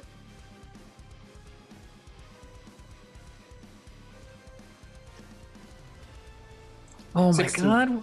Roll double digits, Hondo. What are we doing? That's still pretty good. 16 is enough that you manage to keep to your feet as he throws that thunderous strike. On the heels of that, I should see if he gets this back.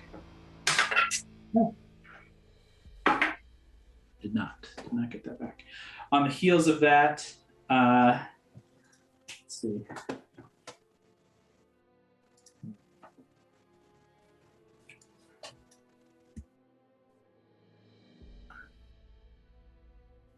Oh, that's a good idea. On the heels of that, Hondo, you watch as he kind of shrouds himself. He kind of brings the arms around, and you watch this kind of cold mist lift off of him. And he moves forward and strikes you again with another strike. This one is unfortunately not going to strike, though, as it hits you only for 14, which is going to miss. You think I'm afraid of your tentacles? I eat them for lunch. It's true. It's called calamari, dipshit. He is going to hold his position here, staring you in the face, waiting to keep pummeling. He's going to end his turn and take us to Captain West, who is able to get out at this point beside Gord, and is going to sprint up. And you watch as he sprints past you, kind of leaping almost off like the wind itself, just kind of moving gracefully and quickly up above the wind. He jumps up, no weapon in hand, and just comes down with a big, heavy haymaker punch to this creature right in front of you, Gord. Hits and deals 8 points of bludgeoning to this guy. And is going to go for another strike. And hits for another 10 points. And it's going to do one last strike.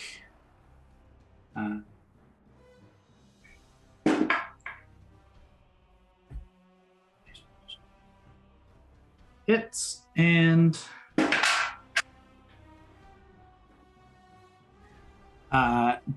you watch as he pummels this creature, moving quickly, and he just drops to a knee and just like heavy hit to like the solar plexus. The creature drops the harpoon in one hand and like locks up.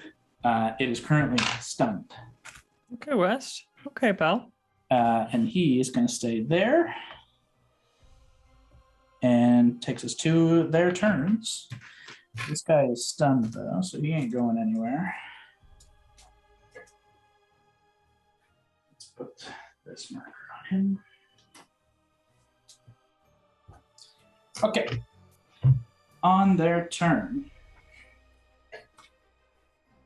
this guy is going to flank and attack Hondo. With a bite. First one is a miss, but with advantage takes us to an 18 to hit you, Hondo, with a bite. Damn. Deals 7 points of piercing damage. It is then they going hate you. to Nothing. move back and throw a harpoon at Mary. Mary, that is a 21 to hit. I need you to make a strength check. Natural 19. Yep, it's going to beat a 3. You are hit with the harpoon for 11 points of piercing damage, but you manage to like cut it before it actually embeds and pulls against you. Our fellow who got thrown overboard is going to start making his climb back up the side.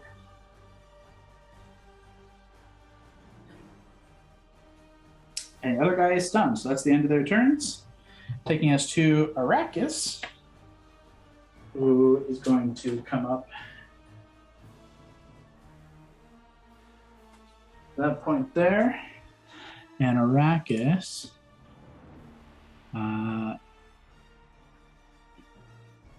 it's It's going to call out to big tentacly up front. And in a language I don't believe any of you speak, no one speaks Infernal. Don't think so. Oh wait, but I have. It'd be like a whole action for you to try and do that. He shouts something as a bonus action, taunting this guy up front, but it has no effect, unfortunately. You do hear him say, "Well, fuck."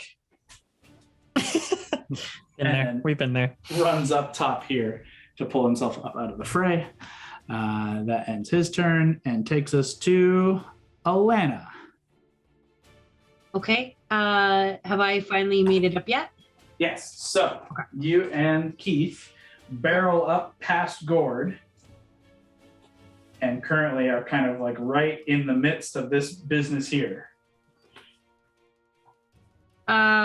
Who's the closest in front of me? I'll just charge at him with my hammer. Yeah, so there's this guy who's stunned in front of you, who you can barrel up into and have advantage on your strike. Yeah, cool. Can I do that and like take my hammer, just like almost like a golf club, just undercut him under his chin? Oh yeah, go ahead. Roll your attack at advantage. Fuck yeah.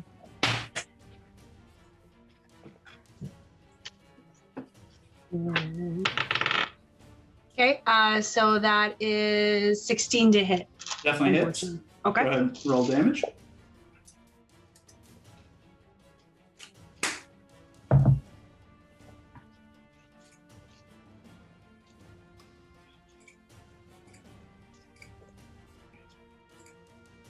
And I'm not raging. Mm-hmm.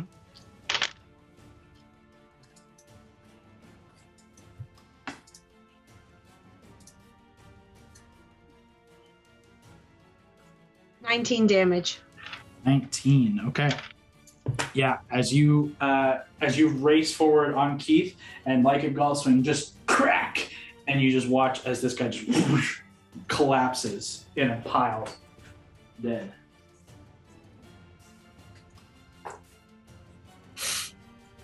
Get him. Hi. So that is your first attack. You still technically could get up beside that other guy up on the right if you wanted to. Okay, yeah, I'll try. So that's 26 to hit. Yeah, that'll hit. Okay.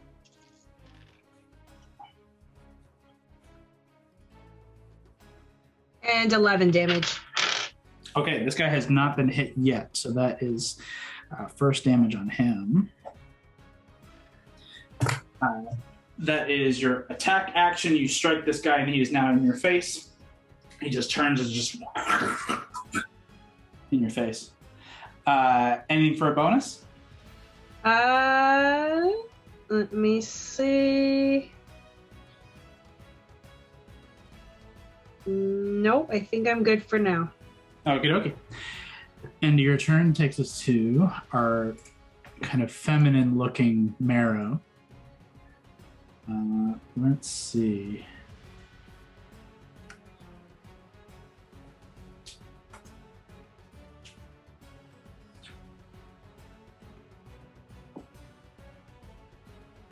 Someone rushes into this spot here and is going to cast a spell at you. No. Allie, I need you and Keith to make Constitution saving throws. Okay. I got 22. Okay. And Keith got 14. Okay. 14 just succeeds. Oh my god. That was going to be interesting. You both are successfully resistant to this thunder wave that would have thrown you overboard. But Keith, being a big boy and you hunkering down atop him, you managed to withstand the brunt of the damage and only suffer 6 points of thunder damage to both you and Keith. 6 points? Okay. This one at the front here is going to move to here. It has a real nice lightning bolt line. I need Mary, Gord, and Captain West to make a dexterity saving throw. Ooh, West has a natural 18. 15. 15. Okay, both of you succeed. Nice. And are going to take... what would have been 30 reduced to 15 points for both of you. 15 points of lightning damage. And you watch as Captain West sees the bolt coming in front of you, Gord, and he just full-on matrix dodges and like falls back, pulls himself up, taking no damage with evasion. That'll end. Ooh, he's a rogue. Nope, Fuck yeah, buddy. he's not a rogue. What? He's a monk. They'll pull up there, and that will... Yeah, that'll end their turn and take us to Gord. Your turn. So you are in the middle here. This creature, this creature, this creature, and this creature are within sight. I shall cast Steel Wind Strike. Okay. Fuck yes. It's my favorite. How many targets do you hit with that? Up to 5. Okay, so you can try and hit all 4 of those. You can't see this guy here. He's still technically trying to like, climb up the ship still, but you can go like 1, 2, 3, 4. So roll an attack against this Let's guy. do it. Let's do it. Go ahead.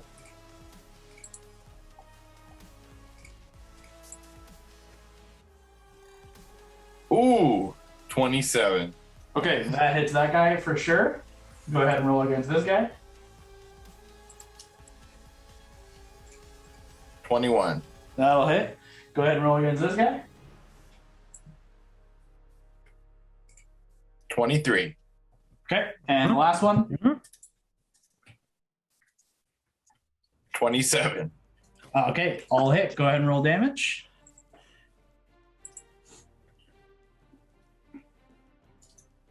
34. Okay. Ooh. Wow. Wow. Ooh, ooh, ooh. Oh wait, that guy. Whenever you bust this shit out, Gord, it's fucking always epic.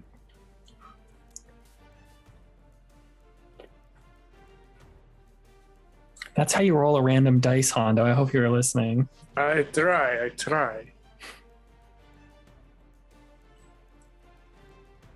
Whereas you cut through the first one as you like embody the steel wind strike, you teleport in, you cut down the first guy and he just dissipates into a spray of gore and water. You teleport to the next one and the next one and the next one. And on each of them, you carve deep and make good hits. They're still standing, all 3. On the one, the kind of priest at the top there, the tentacly one, you do suffer 10 points of cold damage as you strike into him. Ooh.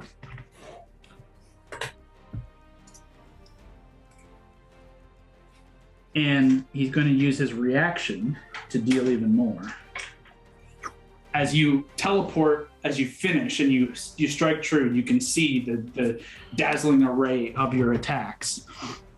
Let me just finish writing down all the damage. He uses his reaction and he turns to you, and in this like horrid, like gurgling voice, you feel this cold like surround you, like the air and the water vapor that's around you all suddenly turn into prickling spikes of ice that jab into your skin. I need you to make a Constitution saving throw. Uh-oh. 21. 21 is a success. You do not take full damage and your speed is not reduced. You take half of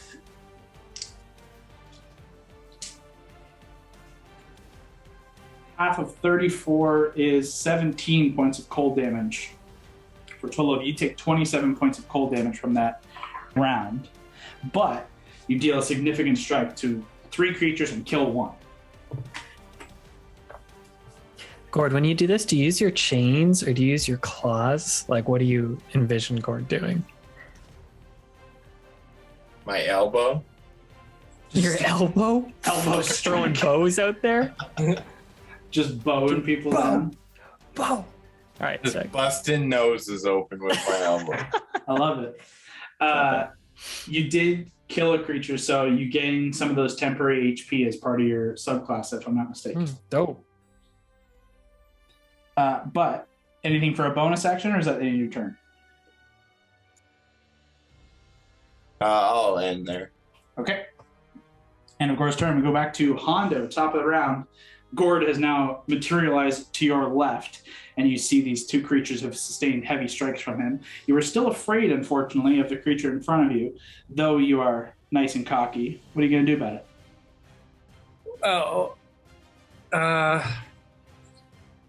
I'm gonna try and slash the weakest. I'm gonna try and slash one with Whisper.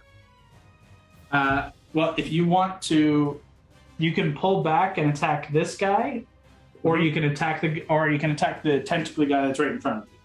The one right in front of me, of course. Okay, so go ahead and still at disadvantage, make your attack with Whisper. So first one, 12. Second one, 17. Okay, both of those will hit. With your 12, even with your bonus, it'll hit. So go ahead and roll the 3d4. You still don't get sneak attack as you're at disadvantage, unfortunately. Can I use, is it Sentinel, I think? Sentinel only counts if someone else tries to move away from you. If you're trying to think of your psychic blades, that's what I'm looking for. Psychic nice, blade. Yeah, you can dump. I think it's 2d6 psychic on top of that. It's a 3d4, All right. 2d6. So the total comes out to 17. Plus your bonuses. My bonus is plus 8. So what's that? 25. You got it. As you strike in and you push in that like psychic energy, this like your constant barrage of like insults and attacks, verbal attacks, have just like worn this guy down, and you just see him like twinge, and he's kind of twitching a little bit as you strike.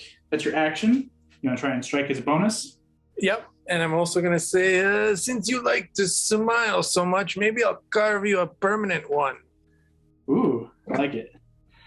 You piece of kelp. Go ahead and attack, still at disadvantage. All right, so first one. That'll hit, but let's see what happens on the next one. And second one. That one might miss. It's a 5 on the dice plus frostbite. Frostbite plus 10. 15 is going to miss, unfortunately. Oh, wow. Fuck. Shit. You bring the blade down, trying to swipe at the face, and he just manages to kind of bat it away with one of the tentacles. Damn it.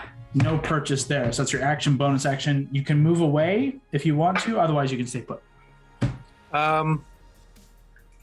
Maybe, so I'm right in front of him, right? Yep. Can I go behind him? You can't move forward, essentially, unfortunately. Oh, right. Because you're still afraid. Then maybe I will move a few feet back. Okay. You would risk an attack of opportunity, but... No, then I will stay as is. Okay. At the end of your turn, go ahead and make a charisma save and see if you can shake that fear. Oh, baby, come on. Total 9. What's your charisma save? It's plus 4, I think. Yep, so 13. Unfortunately, that is still a failure on this fear effect. You remain afraid. So scared. That is going to end Hondo's turn and take us to Mary. Okay, this person up to my left. Here? Yeah, that's Batty, or is that the Genasi? I kind of missed. Yep, Genasi's here. Oh, gotcha, cool. I can't tell from here, are Allie and Keith actually in melee or no? They are, yeah. Okay, know, so can I spin around to the other side so that I could be flanking? Yeah. Cool, and I'm gonna hit the shit out of it. You got it. Go ahead and make an attack. With advantage. The second one was a 1. The first one was a 14 plus a lot. 12. Yeah, I'll hit. And I get sneak this time. Yep.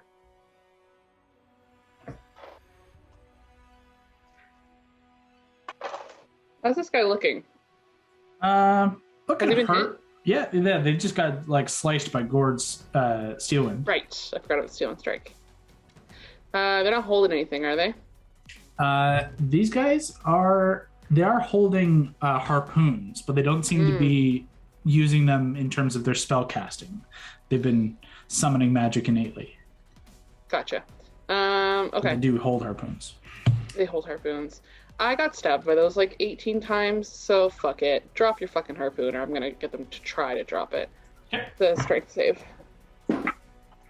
Oh, Gonna give me an extra natural 8 18. damage. Oh yeah, that'll do it. They are pretty strong, honestly. So, man, I'm not surprised. You swipe out at the wrist, and you watch as like the fins kind of catch your blade a little bit and protect it, but it takes damage anyways. Yeah, it takes a shit ton of damage. 18, 19, 20, 21, 31, 32, 33, 34, 38 points of damage. Wow. Okay. You cut down, and like it manages to stop you from disarming it with the fins. But as you draw your blade back, you just kind of slice down, and you watch where you caught in the fins, you cut through the wrist and the arm, the forearm. You just cut their forearm off. It just plops to the ground as kind of flopping on the ground. They kind of rear back in pain. This purplish blood is spilling everywhere. They're not quite dead, but almost. Okay, well, I got a couple more tries. Yeah, natural 19. Yeah, So that'll that's hit. not very good Don't damage, roll actually. again. Doesn't matter. They have 2 hit points. You, Cool. as they rear back up with the grabbing at their wrist, you just bring the blade down and silence them. Okay. I got one more attack, but that guy, I can't really get up to where the one baddie is left. There's like 3 people on him, right? You could get 15 feet of movement and put you beside him. Oh, I was looking at the top left. Technically, you could get in between these two. It's just a little bit more precarious. I didn't realize that one guy was also a baddie. For some reason, I thought someone else moved there. No, that's the big bad. Okay, great. Yeah, put me next to the big bad. It's not flanking though, right? It is This not is where Gord is? flanking. No. But I'm there, which means that Hondo, if he can get out of this funk, can get sneak attack. Yep. Next turn, hopefully. Okay, last attack. Not actually very good. The 21. That'll hit. Okay. And he use a maneuver on him too. I don't know if it'll work, but I'm gonna try menacing. Okay. I don't know if he's immune to fear. He can cause fear. What's the save? Wiz, I believe. Yeah, that's a 19, unfortunately. Oh, my DC's normally 19. It's 18 right now. Damn it. My armor makes A everything... 19 would still beat a 19. I know. My armor makes everything better. Ooh, I rolled all 3s on my damage. So 9, 16 points of damage. Okay. Good damage. Unfortunately, yeah, you can see this creature is relatively wise, despite they're not particularly intelligent creatures, but it is seemingly like channeling that like kind of like that worshiping magic, that divine ability, seemingly in worship of the Kraken. Can I use my bonus action to see if there are any more of these creatures around? Yeah, go ahead. Try to use my eye for detail. Yep. Okay. With a disadvantage? Because of the fog? Yes, thank you. That's not bad. I rolled a 19 and a 13, so 19 total. As you're striking into this creature and just taking it as you kind of pull back into a defensive stance, you look over the edge of the ship to see if there are more coming, and you do in fact see another large dark shape moving in the water. It's maybe 15 to 20 feet across and swimming and growing larger towards the front of the ship where you're standing. Cool. I am going to call it, Hondo better fuck this guy up because something else big is coming. Inspire me. I can't. I don't have. I'm not a bard. Inspire me. I can just yell at you until you do what I tell you. That's pretty much the same I can thing. accomplish. It's very similar. That's it. I don't have anything else for my turn. Okay, that's going to end your turn. At the end of your turn, and at the top of this round, Boy. Mary, you watch that dark shape break the water, and you see a black and white killer whale rise up over the front of the ship and come down hard on top of the ship. I need everyone to make a dex save, except Valentine, who's flying. No, killer whales are friends. Not when they're being commanded by evil guys. I want a killer whale on our side. 24. Meat. Nice. A 24 is great. Hondo. Dex save. Ooh, that's pretty There you good. go. Plus Yeah. 10, so 27. This will include Keith as well, Allie. Oh boy, Keith. Mary. 16. Okay. Allie. I got 16 and Keith got 15. Okay. Nice. Very sturdy. I gotta do West and Arrakis. Okay, well, that's horrible for Arrakis.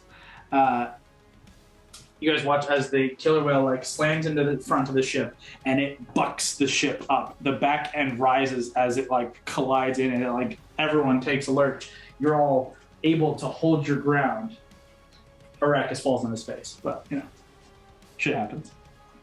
The whale then is going to collide back down into the water and do something else that you guys can't see. Kyle hates whales. He's biased. This is a direct attack on me. I hate Whale that. hate. So funny. I He's designed just this scared of them. just for you guys to kill the whales because they suck. Live out my fantasy. That takes us to Valentine. I set down our dear sweet Han.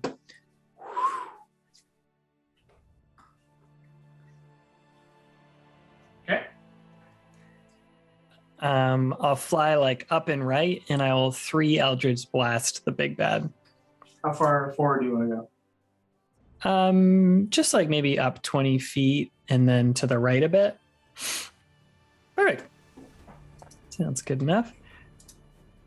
3 Eldritch Blasts. Here we come. Yep. Where are you? Where are you? Here. 13. That's a miss, unfortunately. 24. That's a hit.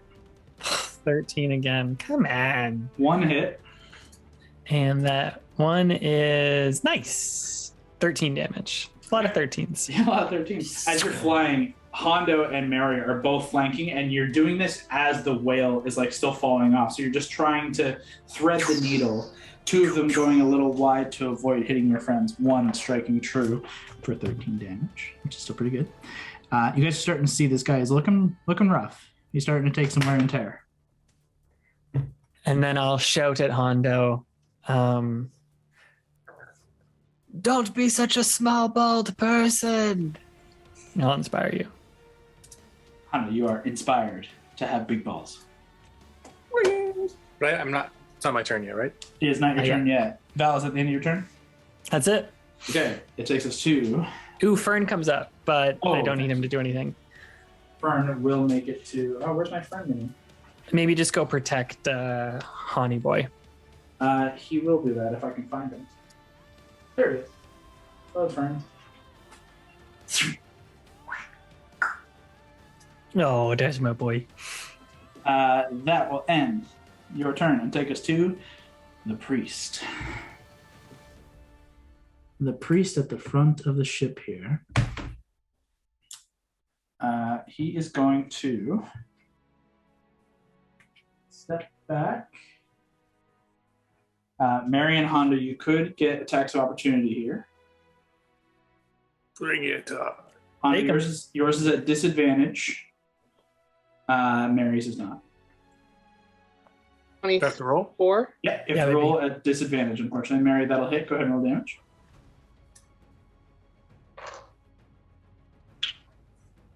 13. Hondo, I think a 4 is going to miss, unfortunately. That is Poor unfortunately sweet gonna Hondo. miss. Wouldn't it be 17 total? With your... With Whisper. Is it plus Oh. 13? I thought it was only Yeah. plus 12. Plus 13. If it's plus 13, that hits.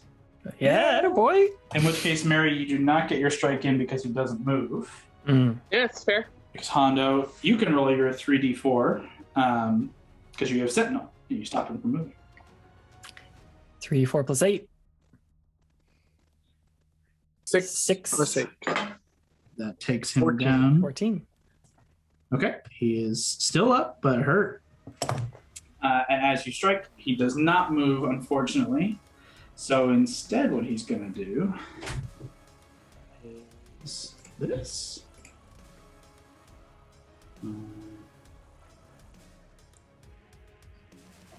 Yeah. You watch as the tentacles are writhing around his body. He grabs them up and then slams down hard into the ground as Hondo, you stop him from moving back.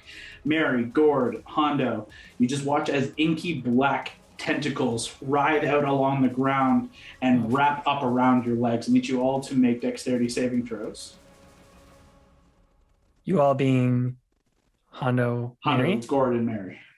Okay. 24. Booyah. Or we need a dex There's save. a dex save from Hondo. Nat 20 from Hondo. Gordo, 23. that's a success as well. And Mary?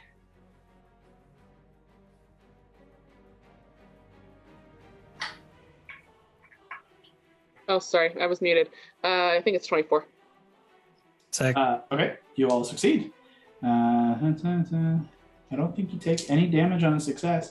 Or on a yeah. There's no half damage. Doesn't look like it. So the tentacles just writhe up from the ground and try and wrap around you and restrain you, but you all manage to deftly move your legs and avoid these grabbing tentacles as the creature takes your moment to look away and focus on the tentacles. He then strikes out at both Mary and Hondo with thunderous strikes. Against Mary. That is going to be a 20 to hit. Yep. And against Hondo. Oh, that's a 2, so a 10 total. Mary, you take 3d10 thunder damage for a total of 17 points of thunder damage. And you are Getting my thrown ass kicked. overboard. Oh, oh. no. You're lifted from your feet as he just kind of uppercuts you with this big, heavy punch. It thrusts you up into the air, and you come crashing down into the water. You splash down hard, and you are face to face with a monstrous sperm whale. That is going to Think end about this the guy's whales. turn because he can't move thanks to Hondo. Sperm was And- only krill. I'm fine. Not while they're being controlled. Let's I A lot know of whale whales. facts tonight. A lot of whale I facts. know all my whale facts. I was a whale kid. Other kids are horse kids. I was a whale kid. Whale kids Oh, are boy. losers.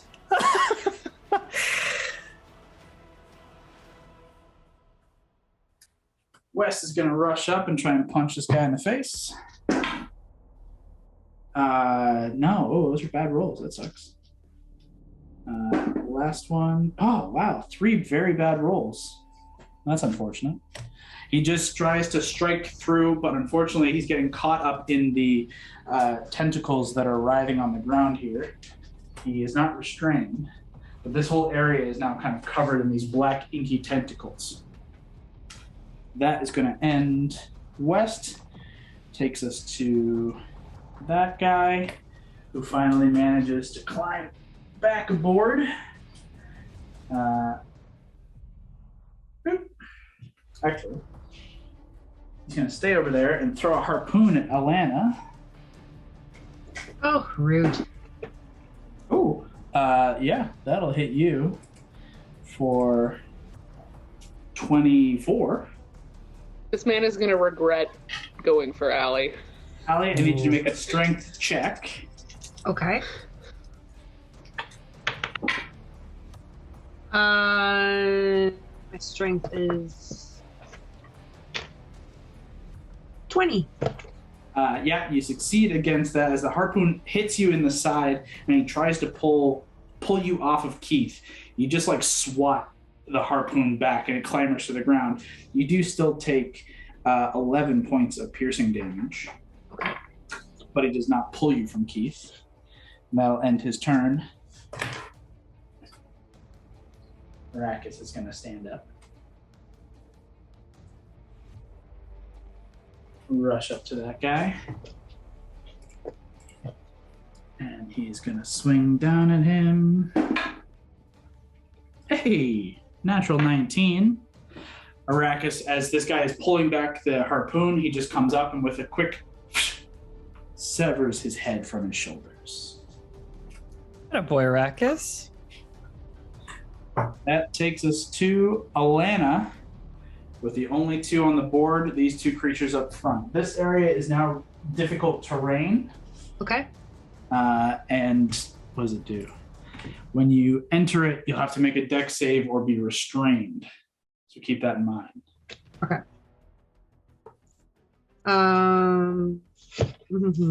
Okay. Yeah, I'll go forward and I'll make a dex save then. So it is technically Keith who has to make it. Okay. Because Keith, you're riding on him. Dex save for Keith. Ooh, we got a 19. Wow, yeah. Keith We're doing good tonight. Just hammers through it. As you ride baby. forward, you are able to get into melee and strike at the priest. Okay. So first one, 12 to hit. A 12 misses. Okay. 15 to hit. A 15 misses. Oh, Oh, fuck. great. Yeah, those weren't good. Yeah, unfortunately, it's just you're more focused on making sure Keith is okay to get through this kind of shitty terrain and these tentacles, that he's not getting hurt, that you're just trying to hit down, and unfortunately just not able to connect. Anything for a bonus? Rage is bonus, so I guess I'll do that then. Okay. You shout out into a rage as you can't quite connect. Yeah, unfortunately. That takes us from Alana. Hair horns turn on with the rage. Just like, So mad. Seeing the tides turn, this creature is going to dive back into the water. Gord, you're able to make an attack of opportunity if you wish. Let's do it. get him, Gord. Ed. Get that bitch. I'll hit him with the chain. That's a 24. Nice, baby. You definitely hit. Go ahead and roll damage. 10. Okay, he still manages to jump off, though is bleeding profusely, and manages to dive into the water below. And you watch as soon as they hit the water, they move so much faster. And just, even with your very perceptive eyes, you lose sight of them very quickly. With all of you surrounding this last target, this kind of priest controlling the masses here, he sees where things are going. Don't let him go. He doesn't move.